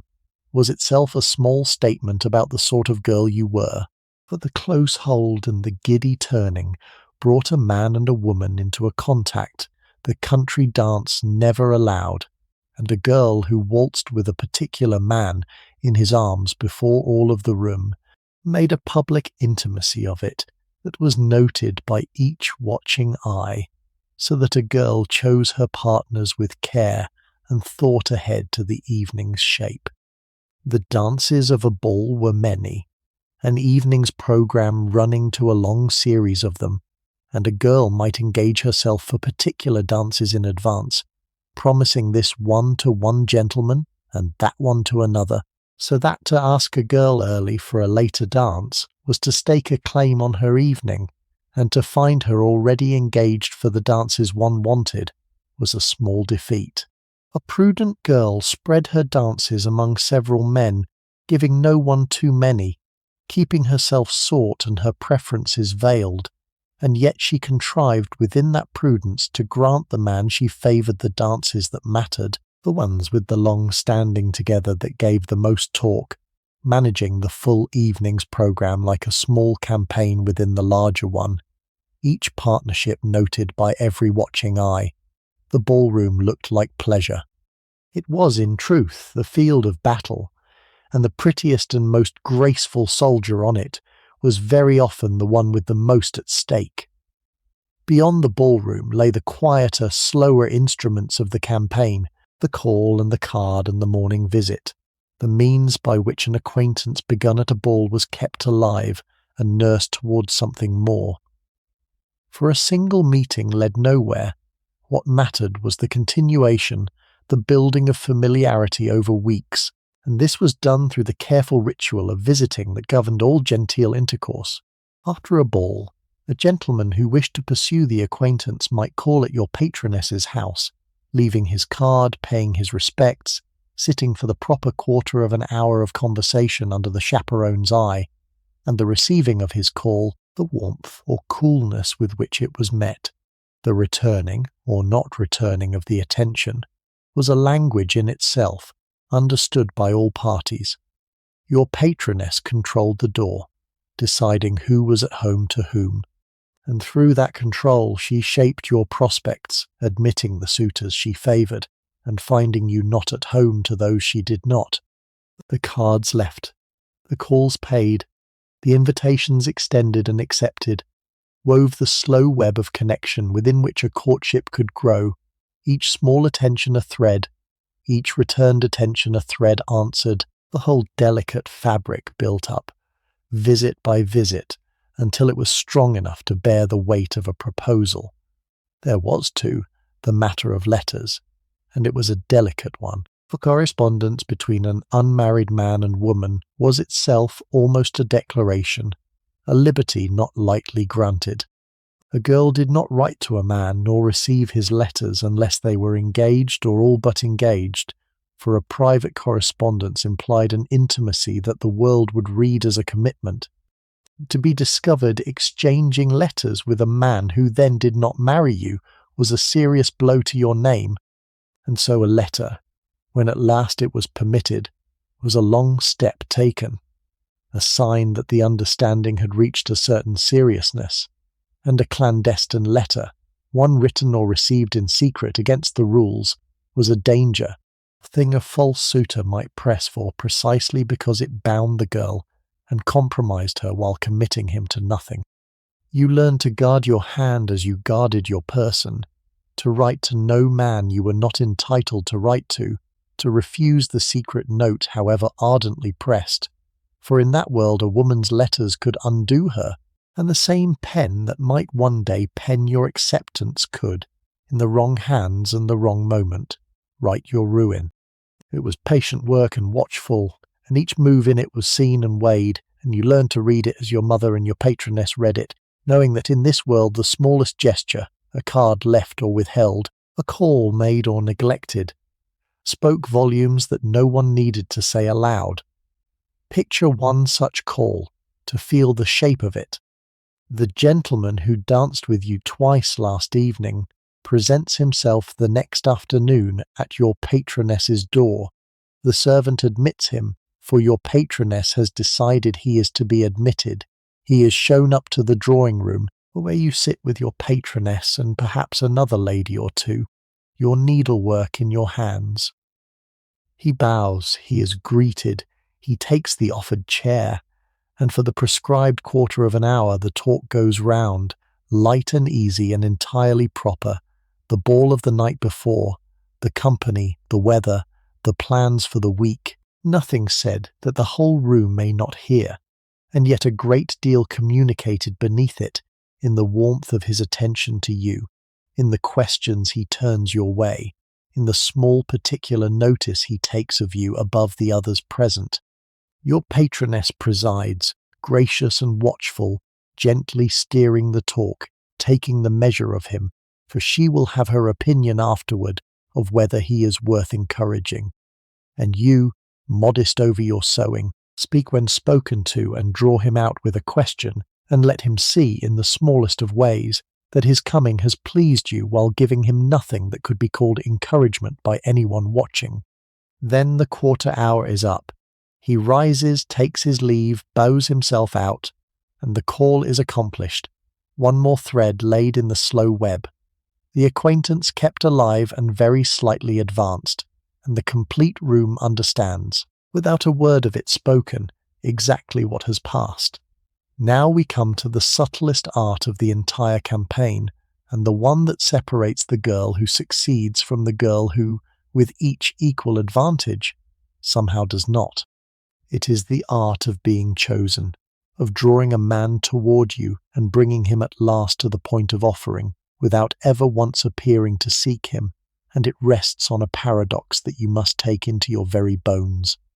A man must believe that he pursues you. He must feel that the choosing is his, the desire his, the conquest his, and he must never suspect, not for a moment, that he is being managed toward a decision you have wanted from the first. The society of that time held a fierce double standard in these matters. A man might court openly, might single out and pursue and declare himself, and be thought only natural and ardent. But a woman who pursued, who showed her wanting plainly, who seemed to angle for a man or his fortune, was the most despised figure society held. The husband hunter, the scheming girl, the fortune seeker, and the merest whiff of it could finish you. This is the cruelty at the centre of all of the art, that you must do with the utmost skill and effort, a thing you must never appear to be doing at all. You must pursue while seeming pursued, plan while seeming carefree, want desperately while seeming barely to want, and the better you do it, the less it must show. A girl who was caught at it, who was seen to angle, to manoeuvre, to set her cap too plainly, who let her hunger for the match or the fortune become visible, was branded at once with the ugliest name the market knew, the husband hunter, the designing girl, and the brand could ruin her chances as surely as a stain on her reputation, for no man likes to feel himself stalked, and no family will welcome a girl they believe to be scheming for their son. So the full performance must be sustained behind a perfect mask of artlessness, the calculation hidden so deep that it scarcely shows even to yourself, the merest whiff of it enough to finish you. And so your wanting, which may be desperate, which may carry the full weight of your family's hopes, must be perfectly concealed beneath an appearance of pleasant indifference, and your pursuit, which must be real and skilful and unrelenting, must wear the mask of having no object at all.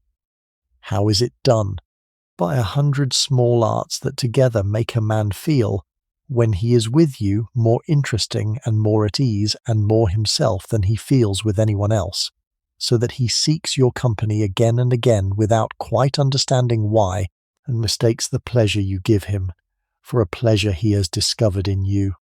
You attend to him but lightly. You are warm but never forward. You show him that you like him, just enough to encourage, never so much as to alarm or to seem to presume upon his interest. You are a little harder to win than the eager girls around you, a little cooler, so that your warmth, when it comes, is felt as a prize earned rather than a thing flung at him. You let him exert himself for your notice, for men value what they must work for and grow careless of what falls easily into their hands, and so you do not fall. You make yourself just elusive enough that the winning of your smile becomes a small triumph he wishes to repeat, and you never ever betray that you have calculated any of it, for the whole effect depends on its seeming artless, the natural unfolding of a girl who happens to be charming and happens to enjoy his company and has, apparently, no thought of marriage in her pretty head at all. It is acting of the highest order, sustained over weeks, with everything at stake, and the best of it does not feel like acting even to the girl who performs it, for she half believes her own part, and that half belief is what makes it ring true. Consider how it works in practice, with a particular man across a particular fortnight. You met him at a ball, and danced with him once, and found him pleasant, and saw that he is a man of some position, a little above you, a possible mark. At the next assembly you do not seek him out, you let him find you, and he does, and asks you to dance, and you give him one dance and no more pleasant, and a little reserved, and you dance the rest of the evening with others where he can see you, admired and sought, so that you are not a girl waiting in a corner for his notice, but a girl whose notice is worth having. He calls. You receive him warmly, but not too warmly. He calls again. This time you let a little more warmth show, a shade more pleasure at his coming, a reward for his persistence. You are at the pump room when he is there, by no apparent design, and you give him a few bright minutes and then turn easily to speak with someone else. Step by step, over the fortnight, you let him feel that he is gaining ground, that his pursuit is meeting, by slow degrees, with success, that you are being won, and all the while it is you who govern the pace exactly, advancing and withholding, warming and cooling, drawing him on by making each small gain feel earned, so that he is wholly absorbed in the delightful work of winning you, and never once suspects that the winning has been arranged from the first move by the very girl he believes himself to be pursuing. And the chief instrument of this art, finer even than beauty, is conversation, for it is in talk that a man is won or lost, and a girl who can talk well has a weapon that outlasts the bloom of any face. But mark what good conversation means in this context, for it is not what you might suppose. It does not mean dazzling a man with your wit, nor showing him how clever you are, nor holding the floor with your opinions. Those things in a woman, more often frightened than charmed, for the age wanted no rival in a wife, and was wary of a clever woman. It means rather the far harder art of making him shine, of drawing him out, of listening to him with such warm and flattering attention that he leaves your company convinced he has been brilliant, and carries away a glow that he will, without knowing it, attach to you. You ask him about himself, his interests, his opinions, his small triumphs, and you listen, truly listen, with your eyes on his face and your whole attention given, and you laugh at his wit, and wonder at his knowledge, and draw him on to talk of the things he loves, so that he tastes, in your company, the rare and intoxicating pleasure of being truly heard. This costs you nothing but attention, and it is worth more than any fortune, for a man may forget a pretty face, but he does not forget the woman who made him feel interesting, and he will come back to her, and back again, hungry for that glow, until one day he finds he cannot do without it. Watch the thing done across an evening, and you will see how little of it is words, and how much is attention. He begins to tell you of something, a matter of his own, his horses, or his plans, or an opinion he holds, and you turn to him your whole face, and your whole notice, your eyes on his, and you do not interrupt, and you do not let your gaze wander to the room as a bored listener's will. And when he pauses, you do not rush to speak of yourself, but ask him a little more, draw him on, show him by a word or a look that you have followed and understood and are interested in what he thinks. You laugh at the right moment, not too loud. You wonder at the right moment. You let a small admiration show and then withdraw it before it becomes flattery. And he who is used to women who wait impatiently for their own turn to speak, or who attend to him only as far as courtesy demands, finds in you a listener who seems genuinely to delight in him, and the experience is so rare and so warming that he mistakes the warmth of being heard for the warmth of you, and carries it away, and comes back for more, and presently he begins to speak of you to his friends, which is a stage worth marking, for a man's talk among his own is where a courtship half forms before he knows it himself. He mentions you lightly at first, then more. He seeks his friend's opinion of you, defends you if it is wanting, takes a private pleasure in their admiration of the girl he has begun to think of, as in some sense his discovery. His friends rally him on it, and the rallying, far from cooling him, warms him, fixes his attention, makes the half-formed inclination a thing he is now a little committed to before the world of his own circle. So the talk does its quiet work, the man drawn on as much by his own words about you as by anything you have done, the inclination hardening in the telling, until he finds he has talked himself among his friends into a seriousness he had not quite known he felt, and comes back to you more in earnest than before. Your own cleverness you keep in reserve, shown only in the deftness with which you manage the talk, the lightness, the gentle teasing, the well-timed question. You are clever enough to seem only sweet, which is the cleverest thing of all. And there is a deeper difficulty folded inside all this art, which is the question of your own heart. For you are not a machine for catching husbands, but a young woman with feelings of your own. And the age you lived in was beginning, in its books and its songs, to prize love as the only true ground for marriage, even as its hard practice arranged marriages for money and rank. You have read or heard the romances. You have your own girlish dreams of a man you might care for and who might care for you,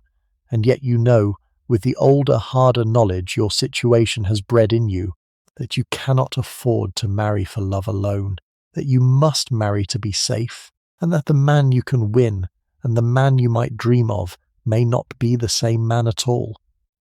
The fortunate ones found the two in one, came to cherish the man they had set out to catch, or court the man they had already come to want.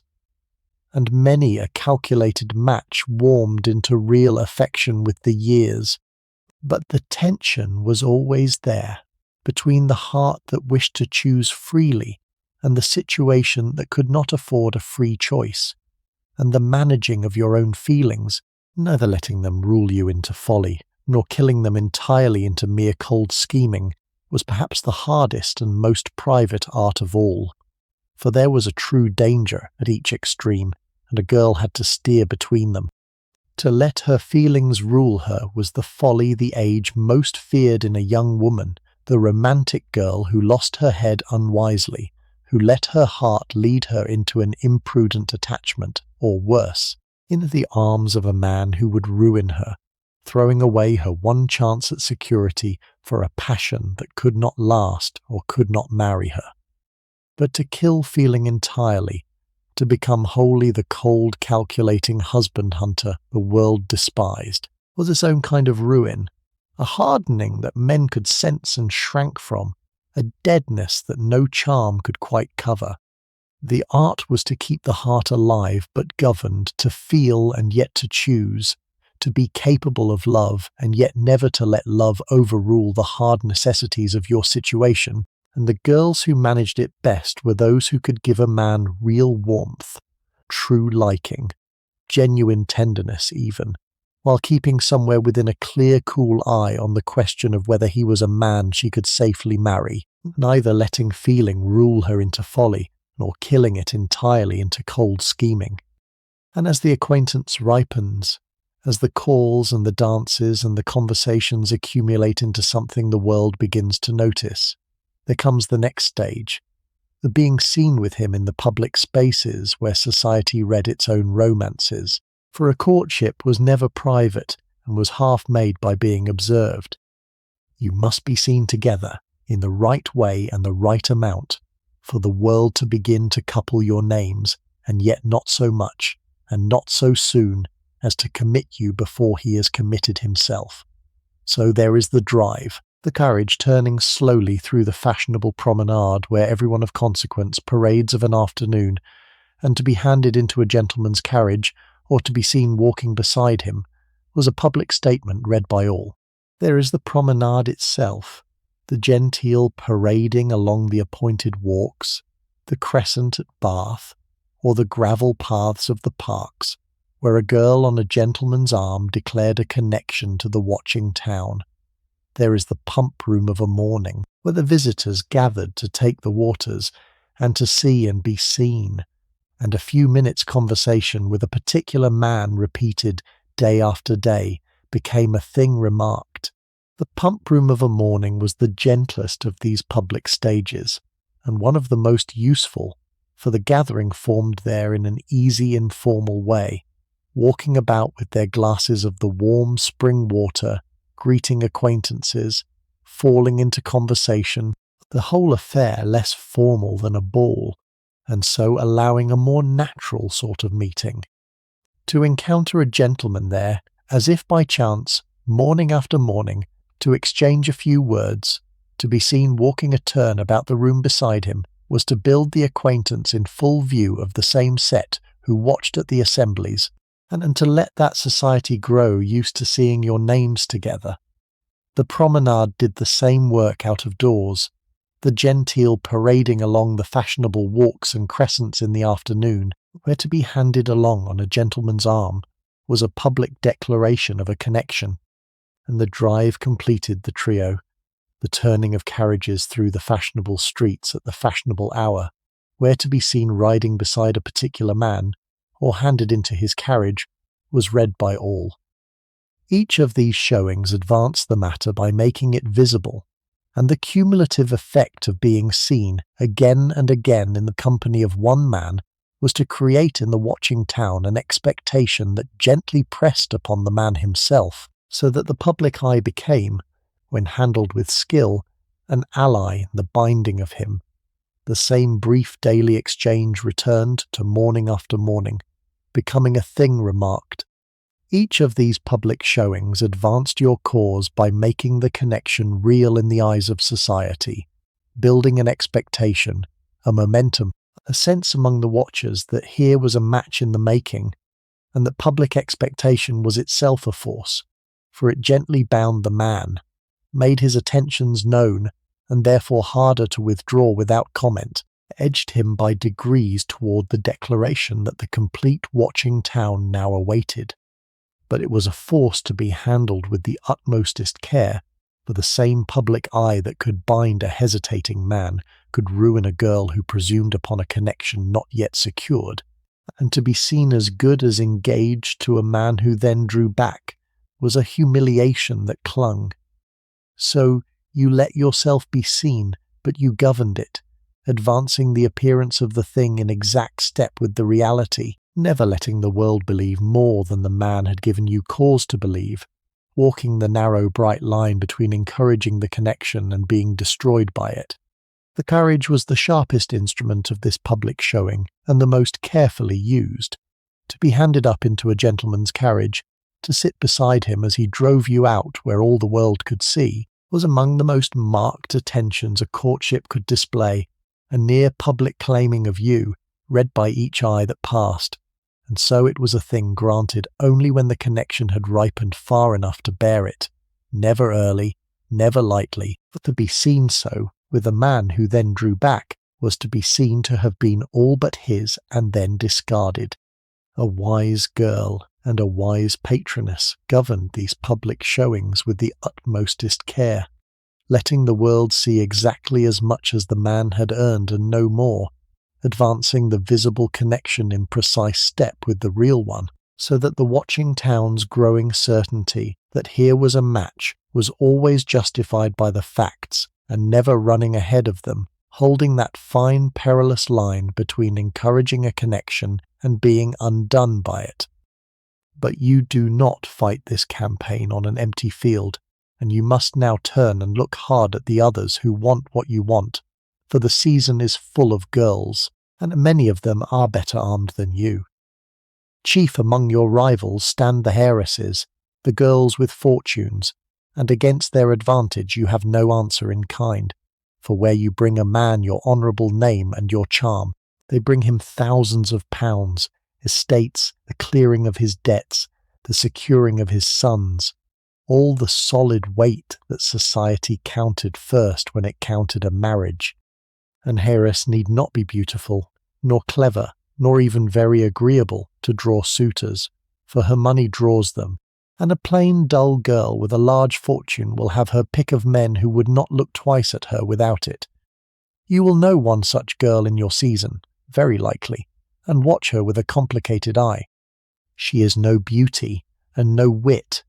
and perhaps not even very amiable, but she has £30,000, and around her the eligible men gather like bees, the very men you might have hoped for, paying her the attentions that her fortune commands, courting her dullness as assiduously as they would court charm, because the fortune is the thing. You see them at it, and you feel the injustice of it sharply, that a girl with each natural advantage you possess, and one unnatural disadvantage, must watch the prizes go to a girl with no advantage but her money. And you must school yourself not to resent her, for the resentment is useless and may show, and to remember instead your one real hope, which is the man who, secure enough in his own fortune, wants something her money cannot buy. She will marry that heiress, and marry well, and no one will ask whether her husband loves her. And you, if you are fortunate, will marry a man who chose you over money, and that, you tell yourself in your harder moments, is a victory of a sort she will never know, for beauty was the great equalizer, the one coin a poor girl might possess in the same abundance as a rich one, and sometimes in greater. A plain heiress drew suitors with her money, a beautiful pauper drew them with her face, and now and then in the contest between the two, the face won, for there were men, especially men whose own fortune freed them to please themselves, who would rather wake beside a lovely wife than a rich plain one, and who chose accordingly. Your beauty, if you had it, was therefore your true capital, to be tended and protected and displayed as carefully as a merchant tends his goods, kept fresh by health and rest and care, set off by every art of dress and manner,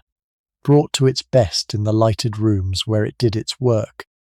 It was a wasting asset, to be sure, fairest in the first seasons and fading after, which was another reason a girl could not afford to wait. But while it lasted, it was a power, the one power the arithmetic of fortunes could not wholly overrule, and a poor and beautiful girl walked into a ballroom with a weapon that all the heiress's money could not buy, a victory of a sort the rich plain girl will never know. This is the hard truth of your world laid bare, that money married money, that the surest matches were made between fortune and fortune or fortune and rank, and that a portionless girl was always, in the cold arithmetic, the long shot against the heiress. You cannot outbid them. You must never try, never pretend to a fortune you lack, never compete on the ground where you must lose. And yet the heiress, for all her advantage, has a weakness, and in that weakness lies your one hope, for the thing she cannot buy is the thing you may give freely. She can buy a man's hand but not his heart, she can secure his interest but not his love, and there were men, more than you might think, who, having their own fortune or their own rank secure, wanted in a wife not more money, but something money could not supply, a companion they delighted in, a face they loved to look on, a warmth and a sympathy that made a house a home. To such a man, and he is the man you must find.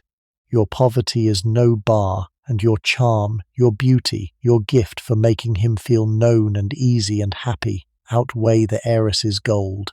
This is the eternal contest beneath the entire marriage market, the contest between money and rank on the one side and beauty and love on the other, between the prudent match and the love match.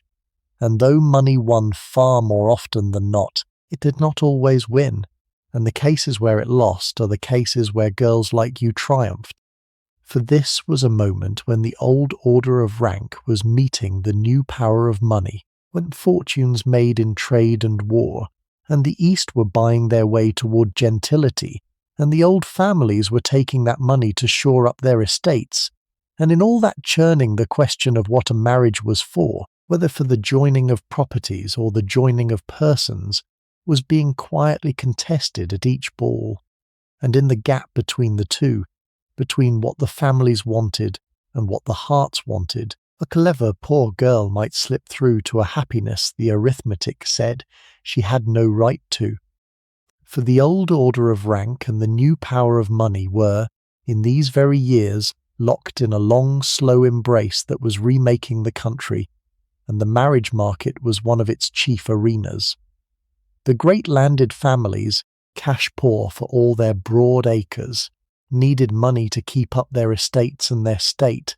The new men, rich from trade and war and the East, needed the land and the rank and the acceptance that money alone could not confer,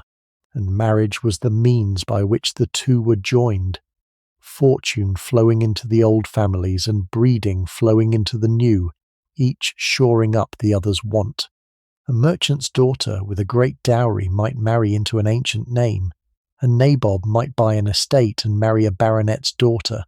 An impoverished lord might mend his fortunes with a brewer's heiress. And in all this churning and mingling of the old blood and the new gold, the rigid lines of rank were quietly bending, and a girl of respectable family and small means, if she read the new currents shrewdly, might find in them a chance the old fixed order would never have given her. A clever, poor girl slipping through to a happiness the cold reckoning said she had no right to. The arithmetic, however, has its keepers, and they are his family, and they are very often the true enemy of your hopes, far more than any rival girl. For when you set your cap, in your concealed and careful way, at a man above your station, you take on not only the winning of him, but the overcoming of all those who have an interest in his marrying better, and chief among these stands his mother. She has watched her son grow up with certain expectations. She has a clear idea of the kind of marriage he ought to make, a girl of equal or greater fortune, of unimpeachable connection, who will bring something to the family rather than merely take a place in it. And a portionless girl, however charming, is to her a danger, a schemer, a girl who would marry her son for what he can give her, and bring nothing in return. She will watch you with a cold and measuring eye. She will count your gowns and reckon your fortune and inquire,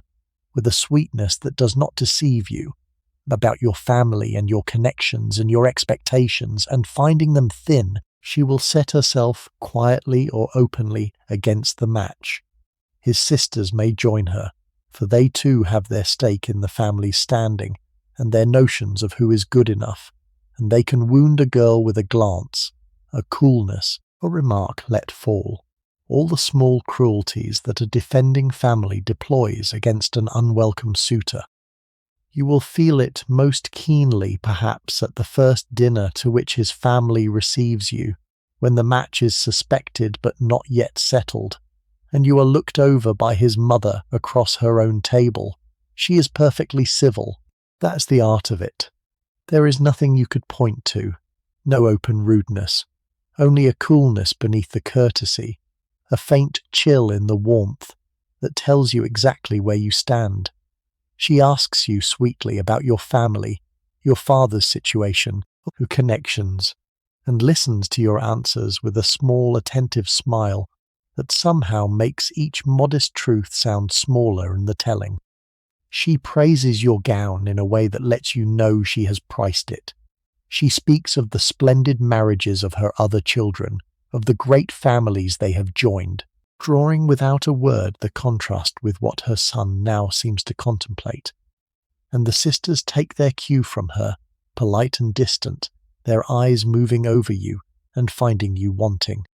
You must sit through it with a serene unconsciousness, as though you noticed none of it, answering each question with a frank and gentle dignity, never flustered, never pert, never wounded, giving them not the smallest thing to seize on, for they are hoping, with all their hearts, that you will betray yourself, will show the schemer or the climber or the ill-bred girl they wish to believe you, and your whole defence is to be, unanswerably, a lady, so good and so gracious under their cold civility, that even they can find no fault to name,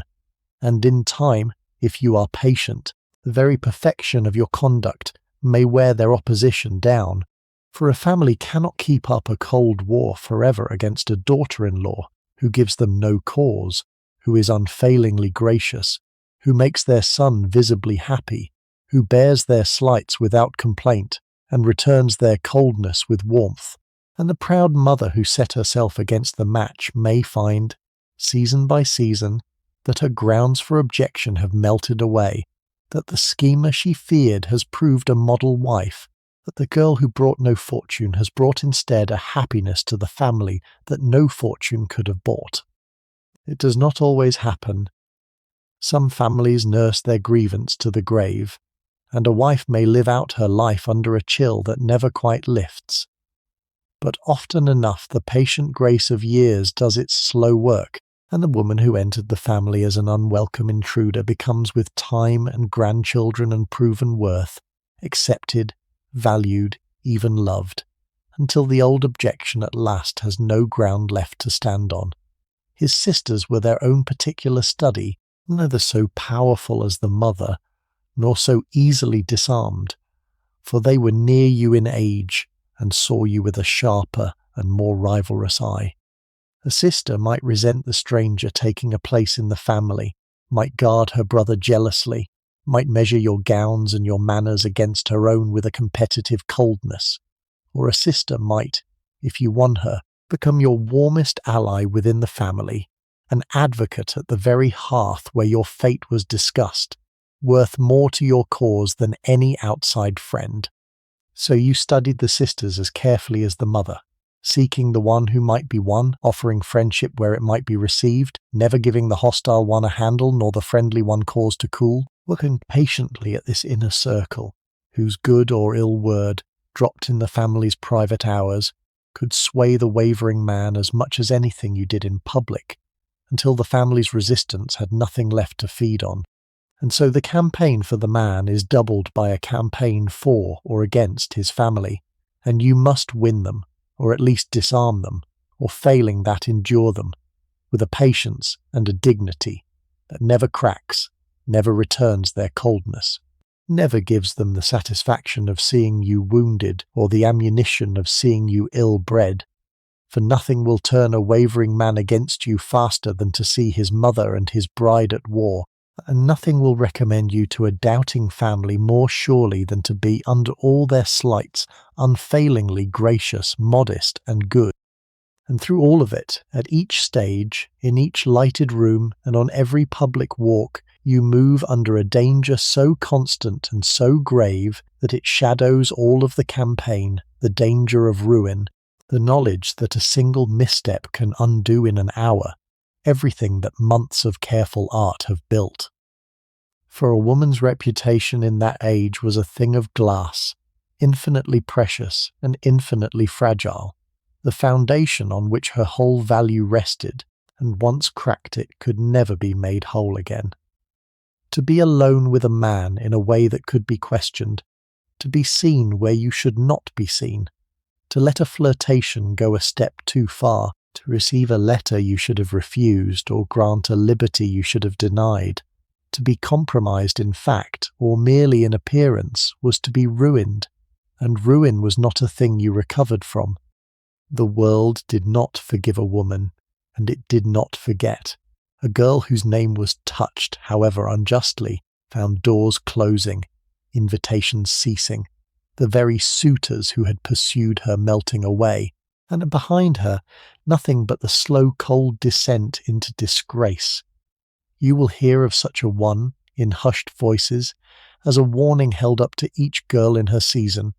the girl who was indiscreet, who trusted a man too far, who was seen where she should not have been, or who fled north with a suitor who proved false, and who is now spoken of, when she is spoken of at all, in the lowered tone reserved for the fallen. Yesterday she was among you, dancing at the same balls, courted and admired. Today her name has dropped out of the invitations. Her former friends do not see her in the street. The doors that open to her are shut, and she has gone away somewhere quiet, to relations in the country or worse, erased from the society that was her whole world. No one is cruel to her face, for she is not there to be cruel to. She has simply ceased, socially, to exist, and the swiftness and the completeness of it, the way a girl could pass from the centre of things to outer darkness in the space of a single misstep, is the lesson the full watching company draws, and that you carry like a cold stone as you walk your own bright dangerous path, that descent into disgrace forever at your shoulder. And the danger was the sharper, because there were those who would set traps, the bepractised seducer, who saw in a poor girl easy game, the man who would compromise you and not marry you, the false suitor whose attentions were not honourable at all, and a girl without fortune was their natural prey, for she had less protection and more to gain, and was easier to tempt with the hope of a brilliant match. His methods were old and practiced. He paid a girl marked attention, flattering, ardent, more open, and more flattering than the honourable suitor dared to be, and a girl starved of such notice, or dazzled by his rank, might warm to him before she had taken his measure. He sought to get her alone by small degrees, a walk apart from the others, a moment in a quiet room, a meeting unchaperoned, each step a little further past the bounds, each justified by the warmth of his seeming devotion. He pressed for letters, for secrets, for small liberties, binding her to him and compromising her by stages, while promising, perhaps, the great match her heart leapt at, even the romantic flight to the border. And if she yielded, if she let herself be drawn past the point of safety on the strength of his promises, she found too late that the promises were air, that he had wanted not a wife but a conquest, and that she was left compromised and abandoned and ruined while he walked away untouched. For the society that destroyed her for her fall barely frowned at all upon the man who caused it. So you walked always on a knife's edge, encouraging a man enough to win him but never enough to give him license, alluring but never available, warm but never unguarded. And you trusted no man's intentions until they were declared and witnessed, and this distrust, this perpetual guardedness, was a species of armour you could never take off in company. You watched always how far a flirtation went, drawing back before it passed the bounds. You refused the walk apart from the others, the lingering in the quiet room, the meeting that could not be accounted for. You declined the letter, and the secret, and the liberty, however gently or however ardently pressed.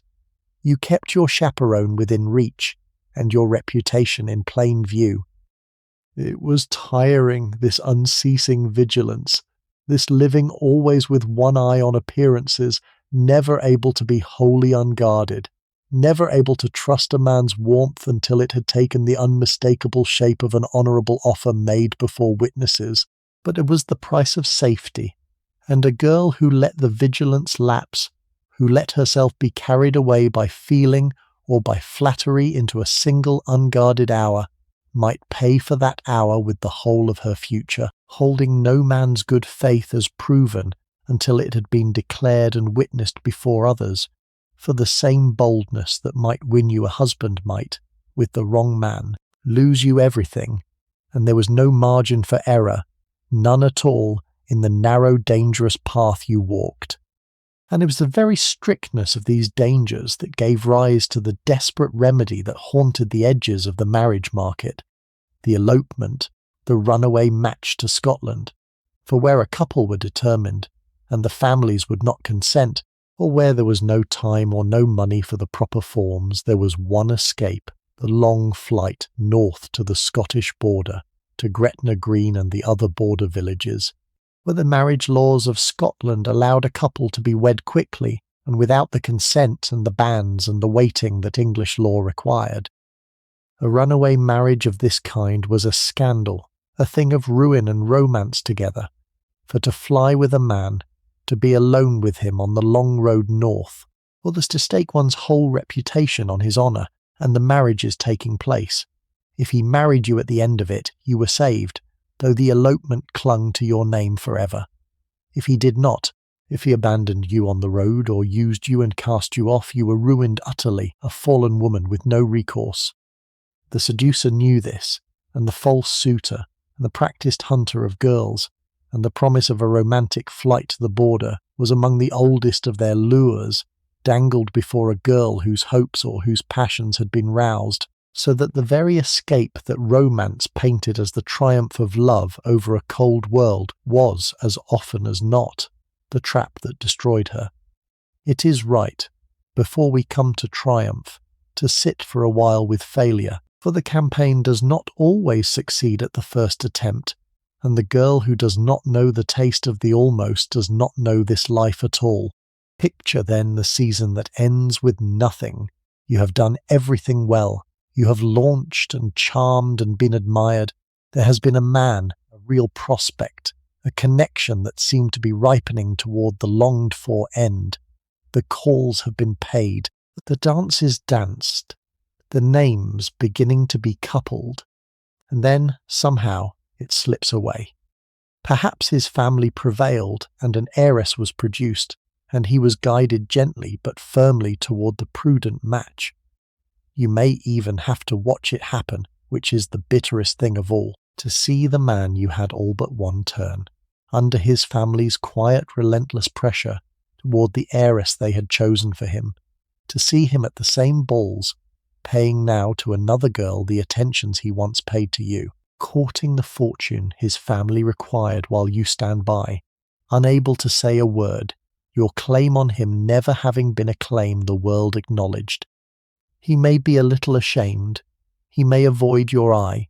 he may even, in some stolen moment, try to explain himself, to say that he had no choice, that his family, his situation, his duty, or he may simply move on, easily, as though the thing between you had never been, leaving you to understand that what felt to you like the chief hope of your life was to him a pleasant interlude, set aside the moment duty called. Either way you must bear it in silence. Congratulate the happy couple if you meet them, betray nothing, while inside you reckon the cost of the season come to nothing, and steel yourself somehow to begin again while he was steered, gently and without remorse, toward the fortune his family had chosen. Perhaps his ardour cooled, as men's ardour does, and the attentions grew fewer and then ceased, with no word said, the connection simply allowed to lapse, leaving you to understand without being told that it was over. Perhaps a richer or prettier girl arrived and drew his eye. Perhaps nothing identifiable happened at all, only the slow fading of a hope that had seemed so near, the season drawing to its close with the thing undone, the company dispersing, the families going home, and you among them, unsettled, unchosen, returning to the cold parlour with empty hands. And you must go home and face them, your mother above all, who has spent the family's money and her own hopes on this season, and who reads your failure in your face before you have spoken. There is no scene, very likely, no reproach. She is too proud and too kind for that, and she knows it was not for want of trying. But there is the disappointment, banked but unmistakable, the calculation already beginning behind her eyes of whether there can be another season, whether the money can be found again, whether your bloom will last another year, for a girl had only so many seasons before she began to be thought of as fading, as having been on the market too long, as a girl who did not take. And there is your own private grief, which you must not show, the grief not only of the future still unsecured, but, it may be, of a man you had begun to care for and have lost. For the cruelty of your position is that you must engage your heart enough to be convincing, and yet stand ready to have it disappointed, and the line between the part you play and the feeling you feel is not always one you can find. So you swallow it, and you steady yourself, and you find the courage, which is a real and unsung courage, to begin again, to face another season, if another can be had. For the seasons were numbered, and a girl felt them passing. A girl in her first season was fresh, new, the bloom on her, watched with interest. In her second she was known, a little less novel, still entirely eligible, but by her third or her fourth, if she had not taken, society began to look at her differently, to wonder, gently, why she had not to suspect some flaw, some coldness, some want it could not see, and the suitors grew warier and the invitations a little fewer, and all the while the cost mounted, the family's means strained by season after season in town or at the resort, the gowns to be found, the lodgings, the whole expense of keeping a girl on the market, an expense a poor family could bear only so many times. So a girl raced, in a sense, against her own blooming, knowing that her value was highest at the first, and ebbed with each season that passed without a match, and that there might be only 2 or 3 real chances before the door began quietly to close, and the shadow of the spinster's future to lengthen across her as she found the courage to go out and try once more, to walk back into the lighted rooms with the same hopeful composure, though you carry now the memory of the last time and the knowledge of how it ended. This is the resilience the life demanded, the getting up and going on, and many a girl who triumphed in the end had first to survive the season that came to nothing,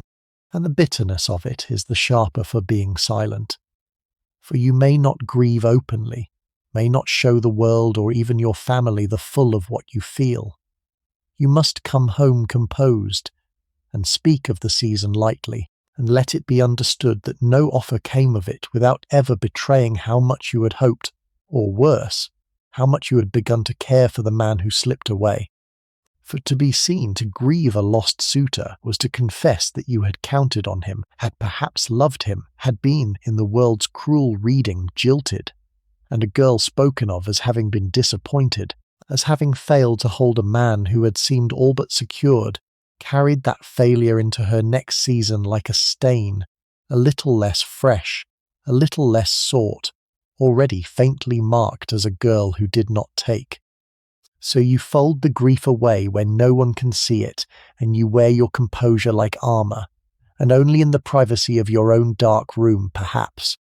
do you let yourself feel for an hour the weight of the hope that has come to nothing, and the future still unsecured, and the dreadful arithmetic of the seasons remaining to you.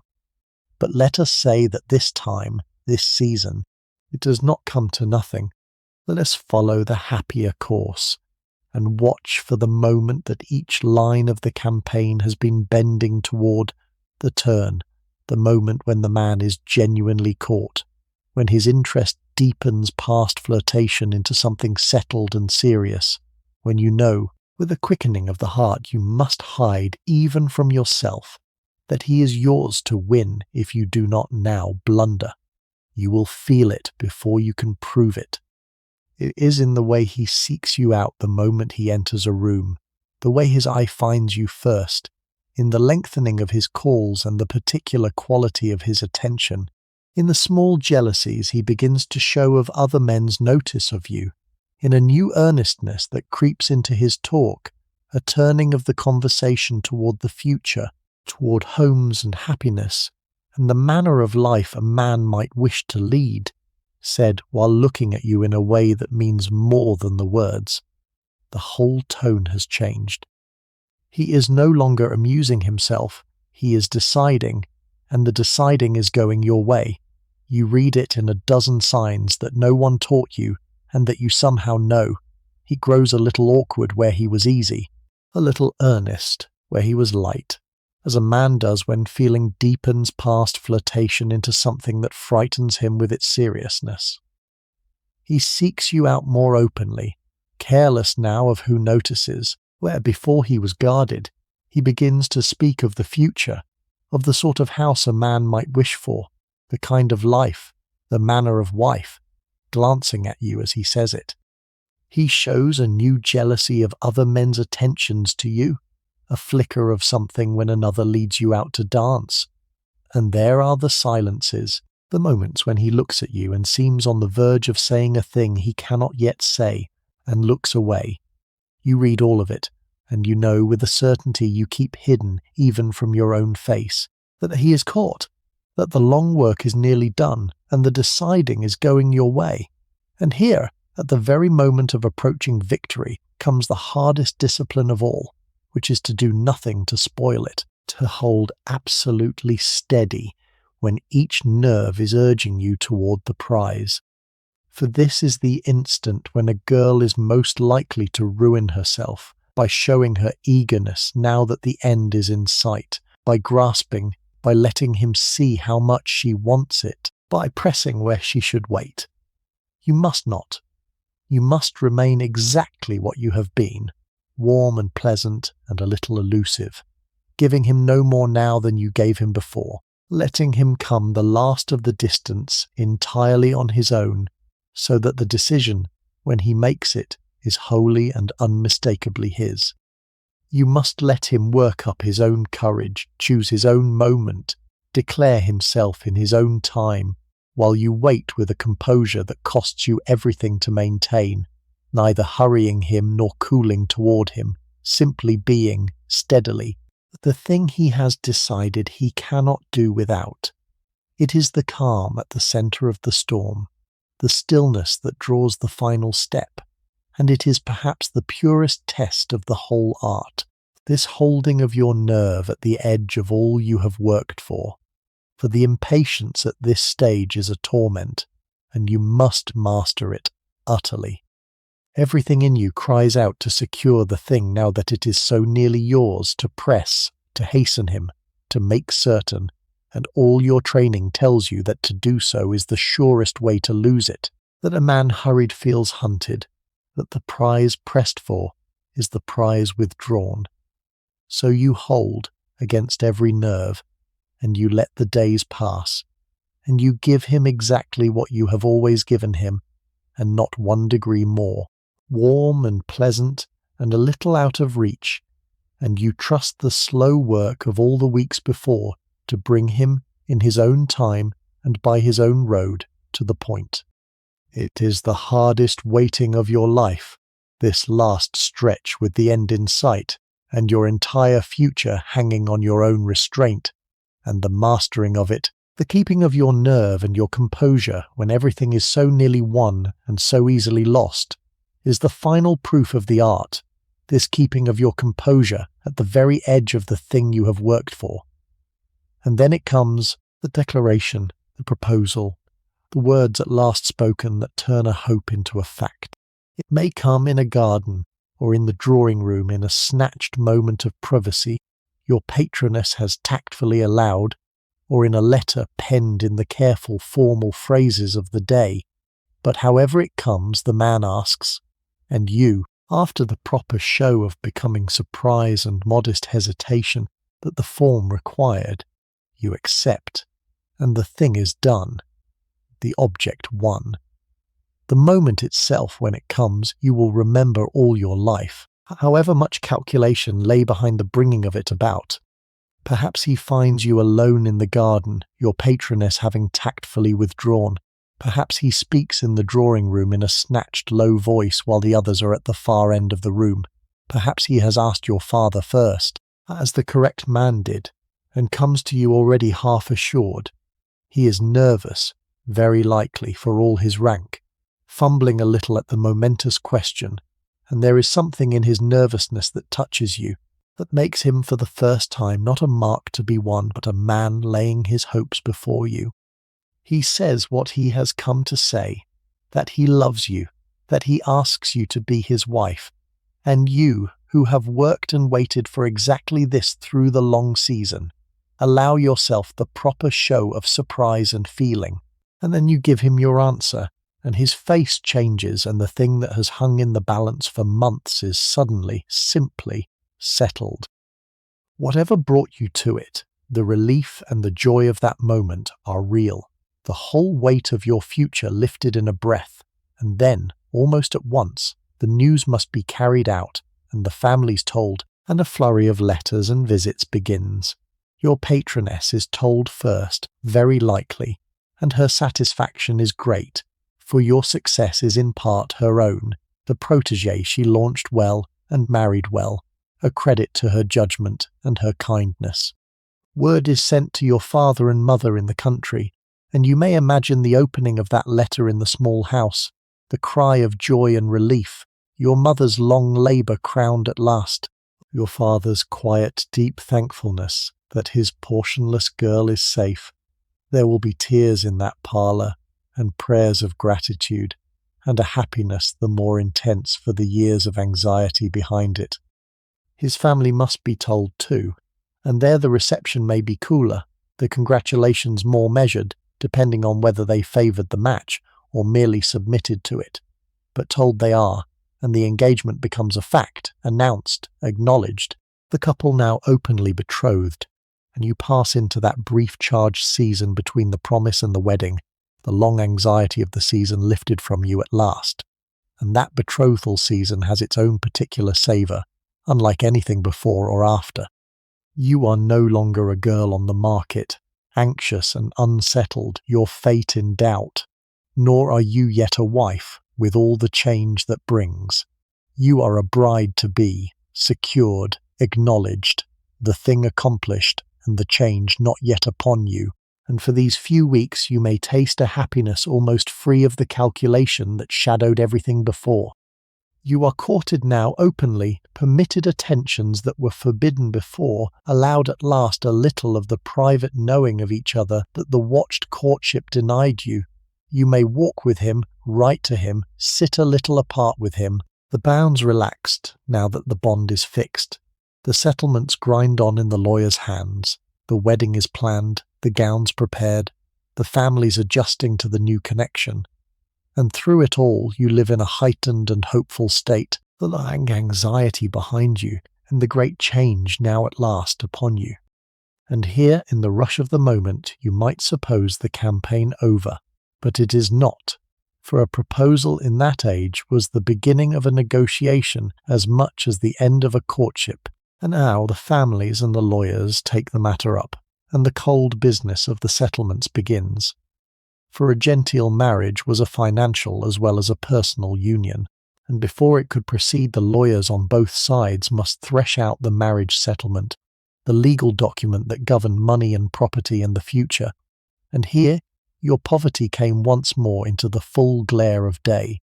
The settlement fixed what you brought to the marriage, which in your case was little or nothing, and what he and his family would settle on you in return, your pin money, the allowance for your personal use, your jointure, that an income you would receive if he died before you and were left a widow, the provision for any children, and especially for the younger children who, like you, would not inherit.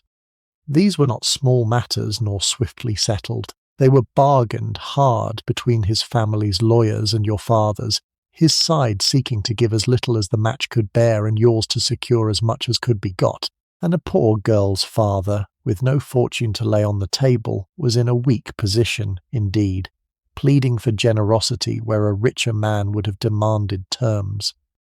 It was, beneath the romance, a transaction the price of you reckoned and recorded in legal language, and you, the bride, stood largely outside it, your future being arranged by men over papers you might never see. And yet upon those papers depended your whole security, the comfort of your married life, and the provision of your widowhood, so that the dry clauses the lawyers argued over were in truth the bones of the rest of your life. Let me name those clauses, for they were the true architecture of a marriage, and a woman ought to understand them. There was the dowry or portion, the money the bride brought, which for you amounted to very little or to nothing at all, and which in a richer girl's case was the very thing that drew the match. There was the pin money, the yearly allowance settled on the wife for her own personal spending, her clothes and her small charities and her private wants, money that was hers to dispose of without asking her husband, a real if modest independence within the marriage. There was the jointure, the most important provision of all for a woman's security, the income she was guaranteed should her husband die before her and leave her a widow. For without a jointure secured in the settlement, a widow might be left to the mercy of her husband's heir, and with one she was provided for to the end of her days. And there were the provisions for the children, the sums to be settled on the daughters as their portions, and on the younger sons, the very arrangements that would one day place the next generation in the same position you now stood in. All of this was bargained between the lawyers, his family pressing to settle as little as the match required, your father pressing for as much as could be got, the negotiation sometimes hard and sometimes nearly breaking the match upon a disputed sum. And through it, all the law gave the wife herself almost nothing in her own right. For upon marriage a woman's property and her very legal person passed largely into her husband's hands, so that the settlement, drawn before the wedding, while she still had a father to bargain for her, was the one chance to secure her anything at all, and the bargaining over it could be hard and even bitter, for all the romance that had brought the couple to it. Your father, with little or nothing to lay on the table, was in the weaker position, come almost as a suppliant to ask that his portionless daughter be generously provided for. His lawyer pressed for a good jointure, a fair pin money, secure provision for the children to come, urging the match's worth in everything but money, the bride's birth and virtue, and the husband's evident attachment. The other side, the husband's family and their lawyer, pressed the other way, conscious that the girl brought nothing, inclined to settle as little as the match could be made to bear, perhaps half hoping still that delay or difficulty might yet cool the business and free their man for a richer choice. Letters went back and forth. Sums were proposed and disputed. There were moments, very likely, when the complete affair seemed to hang in the balance over a question of a few £100, when your future trembled on a lawyer's argument, and you stood outside it all, the bride, your fate being settled by men over papers, able only to wait and hope that the attachment which had brought him to propose would hold through the cold haggling that followed, this single chance to see her provided for at all. While the lawyers labour over the settlement, the news of your match runs out into the world, and you must endure the season's last ordeal, the whispers, the verdict that society passes on a girl who is married up. For your triumph does not go unremarked, and not all the remarking is kind. There will be genuine congratulation from your friends, from those who wish you well, from the romantic who delight to see love triumph, but threaded through it, in the drawing rooms where your name is spoken, runs the other current, the envy and the snobbery, and the cool appraisal of an age that misses nothing and forgives a poor girl's success, least of all. The heiresses you outran, and their mothers will have their opinions, that she angled for him, that she caught him, that she did very well for herself indeed, but was edged with the particular spite reserved for a girl who has reached above her grasp and closed her hand on the prize. His family, if they opposed the match and lost, will not warm to you the better for having won. And there will be those, neither friend nor enemy, who simply observe with the frank class consciousness of the age that he has married beneath him, that she brought him nothing, that it is a love match, said in a tone that makes love a faintly disreputable reason for a gentleman to marry. You must bear all this with the same serene dignity you have shown throughout, neither defending yourself nor seeming to hear, letting the whispers break against a composure they cannot ruffle, for to win the man and then betray by any sharpness or any triumph the eagerness you so long concealed would be to confirm each unkind thing they say. You have won. You must now appear never to have tried, for the verdict of society on a girl who marries up is never wholly kind, and you must be ready for the edge in it. The generous will call it a love match and rejoice for you. The envious will call it a clever catch and mean something colder, and many will simply observe, in the frank class-conscious way of the age, that he might have done better, that she did very well for herself, that of course she had nothing, the words turning your triumph into a faint reproach even as they acknowledge it. The heiresses you outran will have their views, their mothers will have sharper ones. His own family, if they fought the match, will not soften merely because they lost. You cannot answer any of it,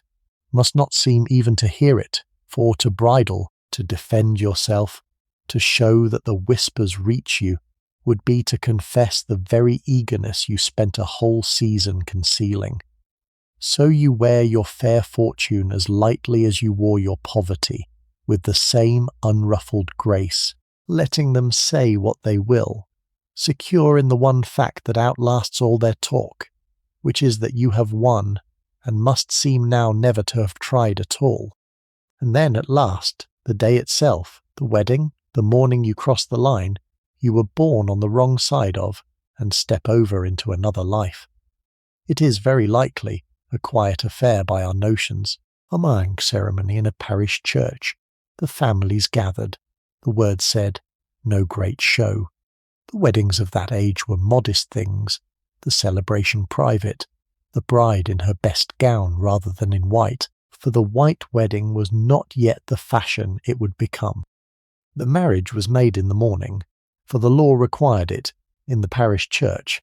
after the banns had been read on 3 Sundays, or a licence obtained to spare the waiting. The company was small, the families and a few friends, no great crowd, and no great feast. You wore your best gown of whatever colour became you, with perhaps a new bonnet or a veil and a posy of flowers, and you walked up the aisle on your father's arm to where the man waited, and the clergyman read the grave old words of the service, and you made the vows that bound you for life, and a ring was put on your finger, and the register was signed, and you walked out a wife. There might be a wedding breakfast after, a meal at the bride's home for the gathered families, cake and wine and the healths drunk, and then the couple would go away on the wedding journey that the fashionable were beginning to take to begin their life together. The wedding journey, the tour the newly married took in the weeks after the ceremony, was coming into fashion among those who could afford it, a journey to some agreeable place, the lakes or the coast or a tour of fine country houses and scenery, a time for the couple to be together away from the eyes of both families and to begin to know one another as man and wife. For you it is a strange and tender and frightening passage, these first days and nights alone with the man you have married, the man you courted and won by such careful art, and whom, for all that art, you may hardly know, for the entire courtship was conducted under watching eyes and within strict bounds, and there was little chance before the wedding, for the real private knowing of each other that marriage now demands. So the wedding tour is in part a getting acquainted, a learning of his ways and his temper and his tenderness, the discovery of whether the man you angled for in the ballroom is a man you can be happy beside in the long ordinary days, and it is on this discovery, more than on any settlement or any rank, that the real happiness of the rest of your life will turn as you go away together to begin the years ahead. For here is the deepest gamble of the long game, the one no art could quite control. You married a man you scarcely knew. The courtship that won him was conducted under watching eyes in crowded rooms, within strict bounds, half an hour of dancing here and a quarter of an hour of guarded talk there, the two of you never truly alone, never able to drop the careful public manner and meet as your plain selves. You read him as well as those conditions allowed. You judged his temper from his bearing, his kindness from small signs, his character from the report of others, but you could not be sure. And now you are bound to him for life, and you discover only now, in the privacy of marriage, what manner of man you have got. He may prove all you hoped, kind and honourable, and growing dearer with knowing, or he may prove cold, or harsh, or weak, or wedded to vices the ballroom never showed you, and you will have no remedy, for marriage was for life, and a wife's lot was to endure. It was the central hazard beneath the enterprise that you staked your entire future on a man glimpsed through the narrow window the rules allowed, and the wisest girl, having done all her art could do, must trust the rest to fortune and to the character she had tried so hard to read. It was a quiet rite by the standards of a later age, almost austere, and yet it was the great hinge of a woman's whole existence, the moment that changed her name and her rank and her home and her legal self all at once, the white wedding not yet the fashion it would become.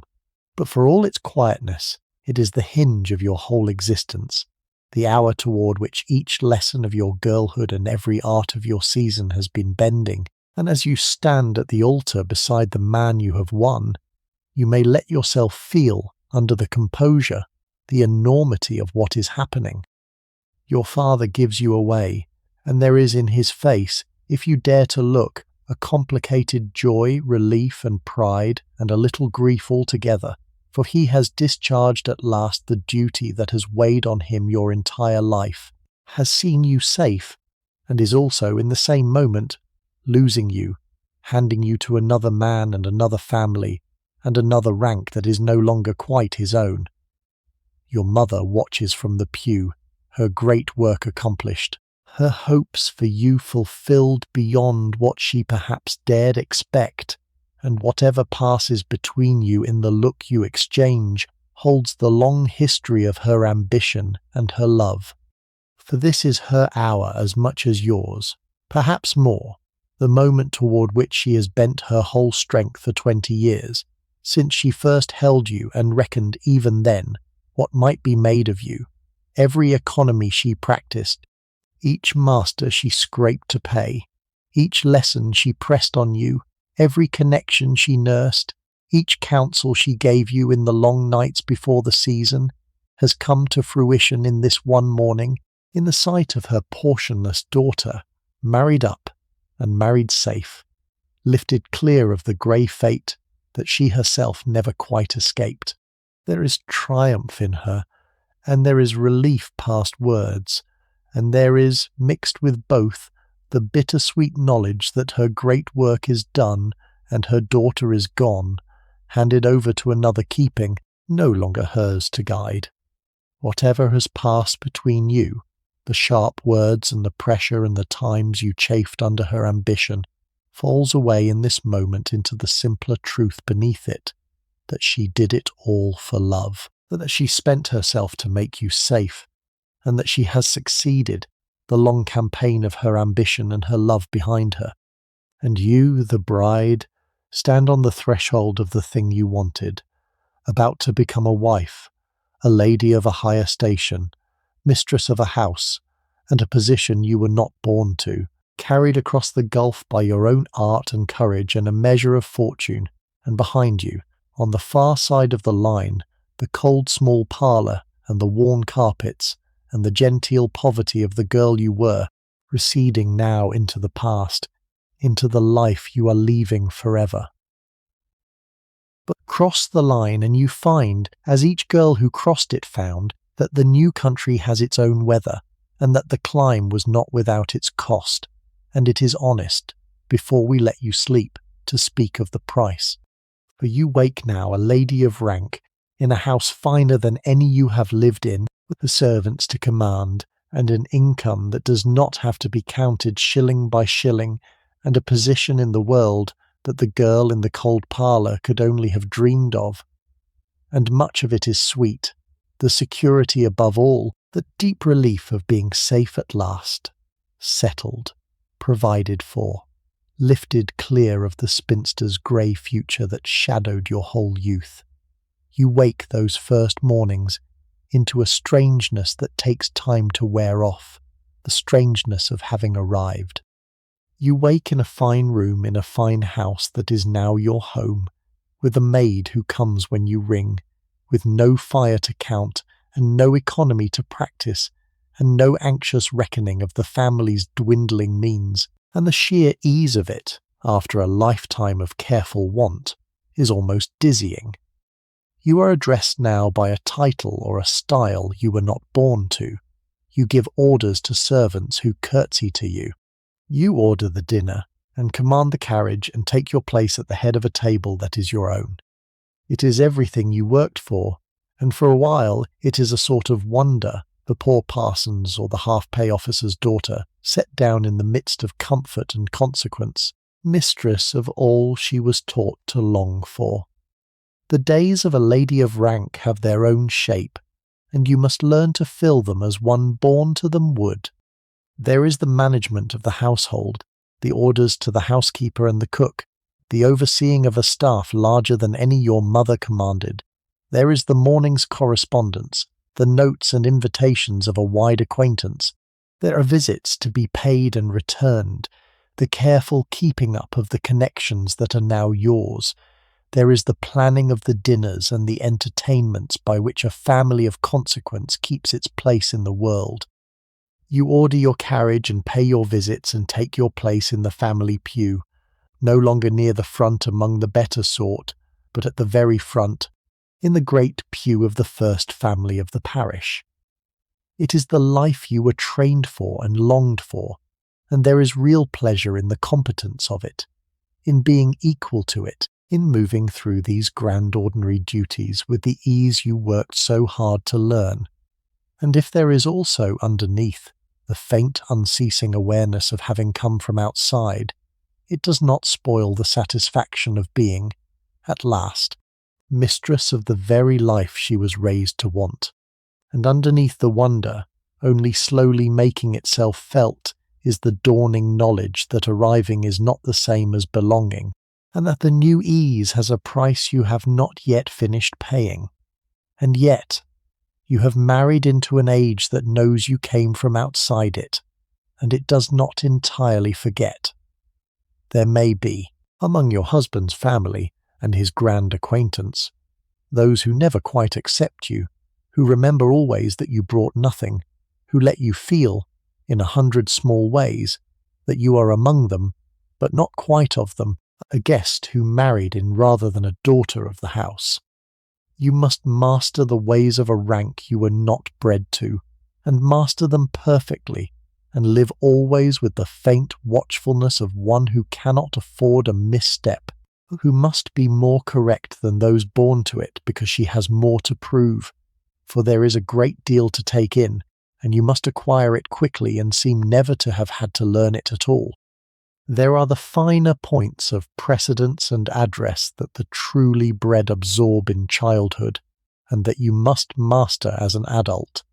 The exact courtesy due to this rank and to that, the right way to receive and the right way to be received, the management of a larger household and a grander table than you were raised to, the entertaining of company more exalted than any your mother ever sat down. There are the unspoken codes, the things one does and does not do, the references shared by people who have known the same world since the nursery, the easy assurance of those born to consequence, which you must somehow acquire, though you were not born to it. You watch, and you learn, and you imitate, and you make few mistakes, because you cannot afford them, because a small solecism that would be laughed off in a woman born to the rank is noted and remembered in the woman who married into it. And so you live, those first years, in a quiet, unremitting effort to be perfect, to give the watching town no handle, to become so flawlessly the lady of your new station, that in time even they forget you were ever anything else. The woman who married in obliged, always to be a shade more correct than the woman born to it. And there is the matter of the family you rose above, your own people, your mother and father and sisters in their genteel poverty, who are now beneath your new station, whom you love and who love you, and yet between whom and your new life there now runs a small unspoken distance, a gap of rank and money where none used to be. You can help them now, and will, and yet the helping itself marks the distance, and you are no longer quite one of them either. For you can do for them now what you could never have done before, and you do it gladly with a full heart. You can have your sisters to stay in your fine house and bring them out under your own wing, giving them the very advantages a patroness once gave you, so that your rise lifts theirs. You can ease your parents' later years, see that they want for nothing, repay in some measure the sacrifices they made to launch you. You can find a place for a brother, a word in the right ear, a door opened by your new connections. All this is among the sweetest fruits of your marriage, the power at last to help the people who spent themselves for you.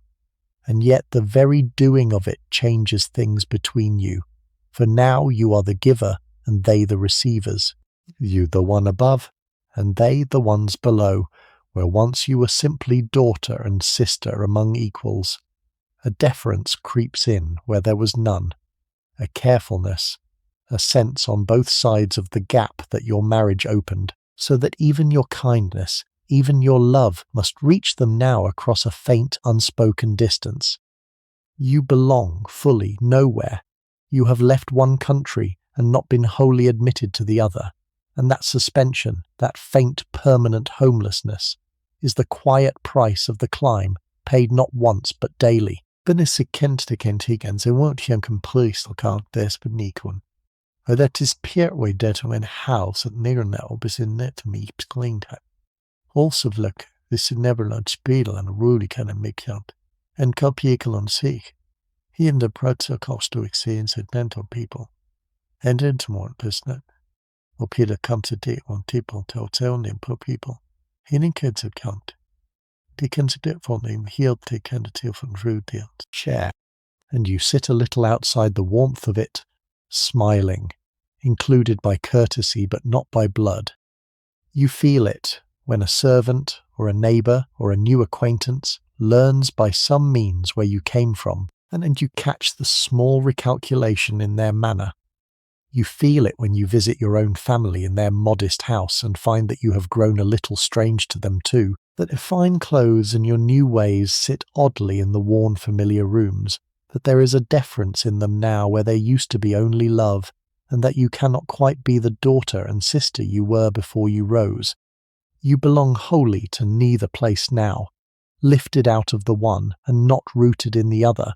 and though the security is solid and the comfort genuine and even the love in time true, there remains this quiet cost, this faint lifelong sense of being a little apart wherever you are, the tax that the climb levies on the one who climbs, a quiet unbelonging carried always beneath the real comforts the marriage brought. And so you lie, on some night early in your married life, in your fine new bed, in your fine new house, and you take the measure of what you have done. You think of the cold parlour, and your mother's hopes, and the terror of that first ball, and the long careful art of the season, and the man you won, and the line you crossed, and you understand that you are one of the fortunate ones, one of the few who tried and succeeded, where so many tried and failed and went home to the spinster's room and the maiden aunt's small place, and you are grateful, deeply, for your rare fortune and your safety, even as you feel the cost of it settling around you. It was the only game open to you, and you played it as well as it could be played, and you won, and the winning was real, and so is the price, and both are yours to keep. There is no simple verdict to pass on a life like this, no clean reckoning of whether you were fortunate or ill-used, for it holds both at once and will not be made to choose. You were a girl with everything against you but your wits and your face and your courage in an age that gave a woman almost nothing and asked of her almost everything, and it took the one chance that world allowed, and you made the most of it, and you came through to safety and consequence, and, in time, very likely to love. That is no small thing. It is, in its way, a triumph, and you have each right to the quiet pride of it, and it cost you something that the triumph does not cancel, a certain homelessness, a certain watchfulness, a certain distance from the people you came from, the toll the climb takes and goes on levying, and that too is real, and yours, and not to be wished away. You hold them both, the victory and the cost, as every woman who attempted this climb held them both, and the wisdom is not to deny either, but to carry the two together with grace, knowing the triumph to be true and the cost to be true alike, and to lay claim to both. There is a fair deal of love in this life you have made, very likely, for the man you won you came in time to care for truly, and there will be children, and years, and the slow growing together that turns even a calculated match into a marriage. For this was the secret mercy of so many of these arranged and calculated unions, that affection grew where it had not begun, that a man and a woman brought together by fortune and strategy in the cold arithmetic of the market, might, living side by side through the seasons, sharing a house and a table, and the raising of children and the weathering of troubles, come in time to a real and settled love, the deeper perhaps for having grown rather than flared. You may not have married him for love. You may have married him for safety, for escape, for the redemption of your family's hopes, and yet the years may give you what the wedding did not, a husband you come genuinely to cherish, a companionship that warms the practical bargain at its root into something neither of you quite expected. It did not always happen so. Some of these matches stayed cold, a transaction to the end. But it happened often enough that a girl might marry with her head and find, with the years that her heart had followed, the cold bargain warmed slowly into a true marriage. And there is also the faint, cool knowledge, never quite gone, of all that the climbing cost. Let it rest. Now, you have done what you were born to do, and done it bravely, and you are safe. And the long campaign is over. And there will be, in the years that follow, the children very likely, and with them a new kind of meaning and a new kind of work. For to bear and raise the next heirs of the family is at once your deepest joy and your final securing, the thing that roots you past dislodging in the house you married into, and gives even the coldest relations a reason to value you. You will watch your own daughters grow in time and feel the old questions stir again, though for them it will wear a different face, for they will have what you did not, the rank and the fortune to make their own seasons easier. And you will guide them, as your mother guided you out of a knowledge bought with your own hard season, sparing them what you can and teaching them what you must. So the wheel turns, the portionless girl become the lady become the mother of advantaged daughters.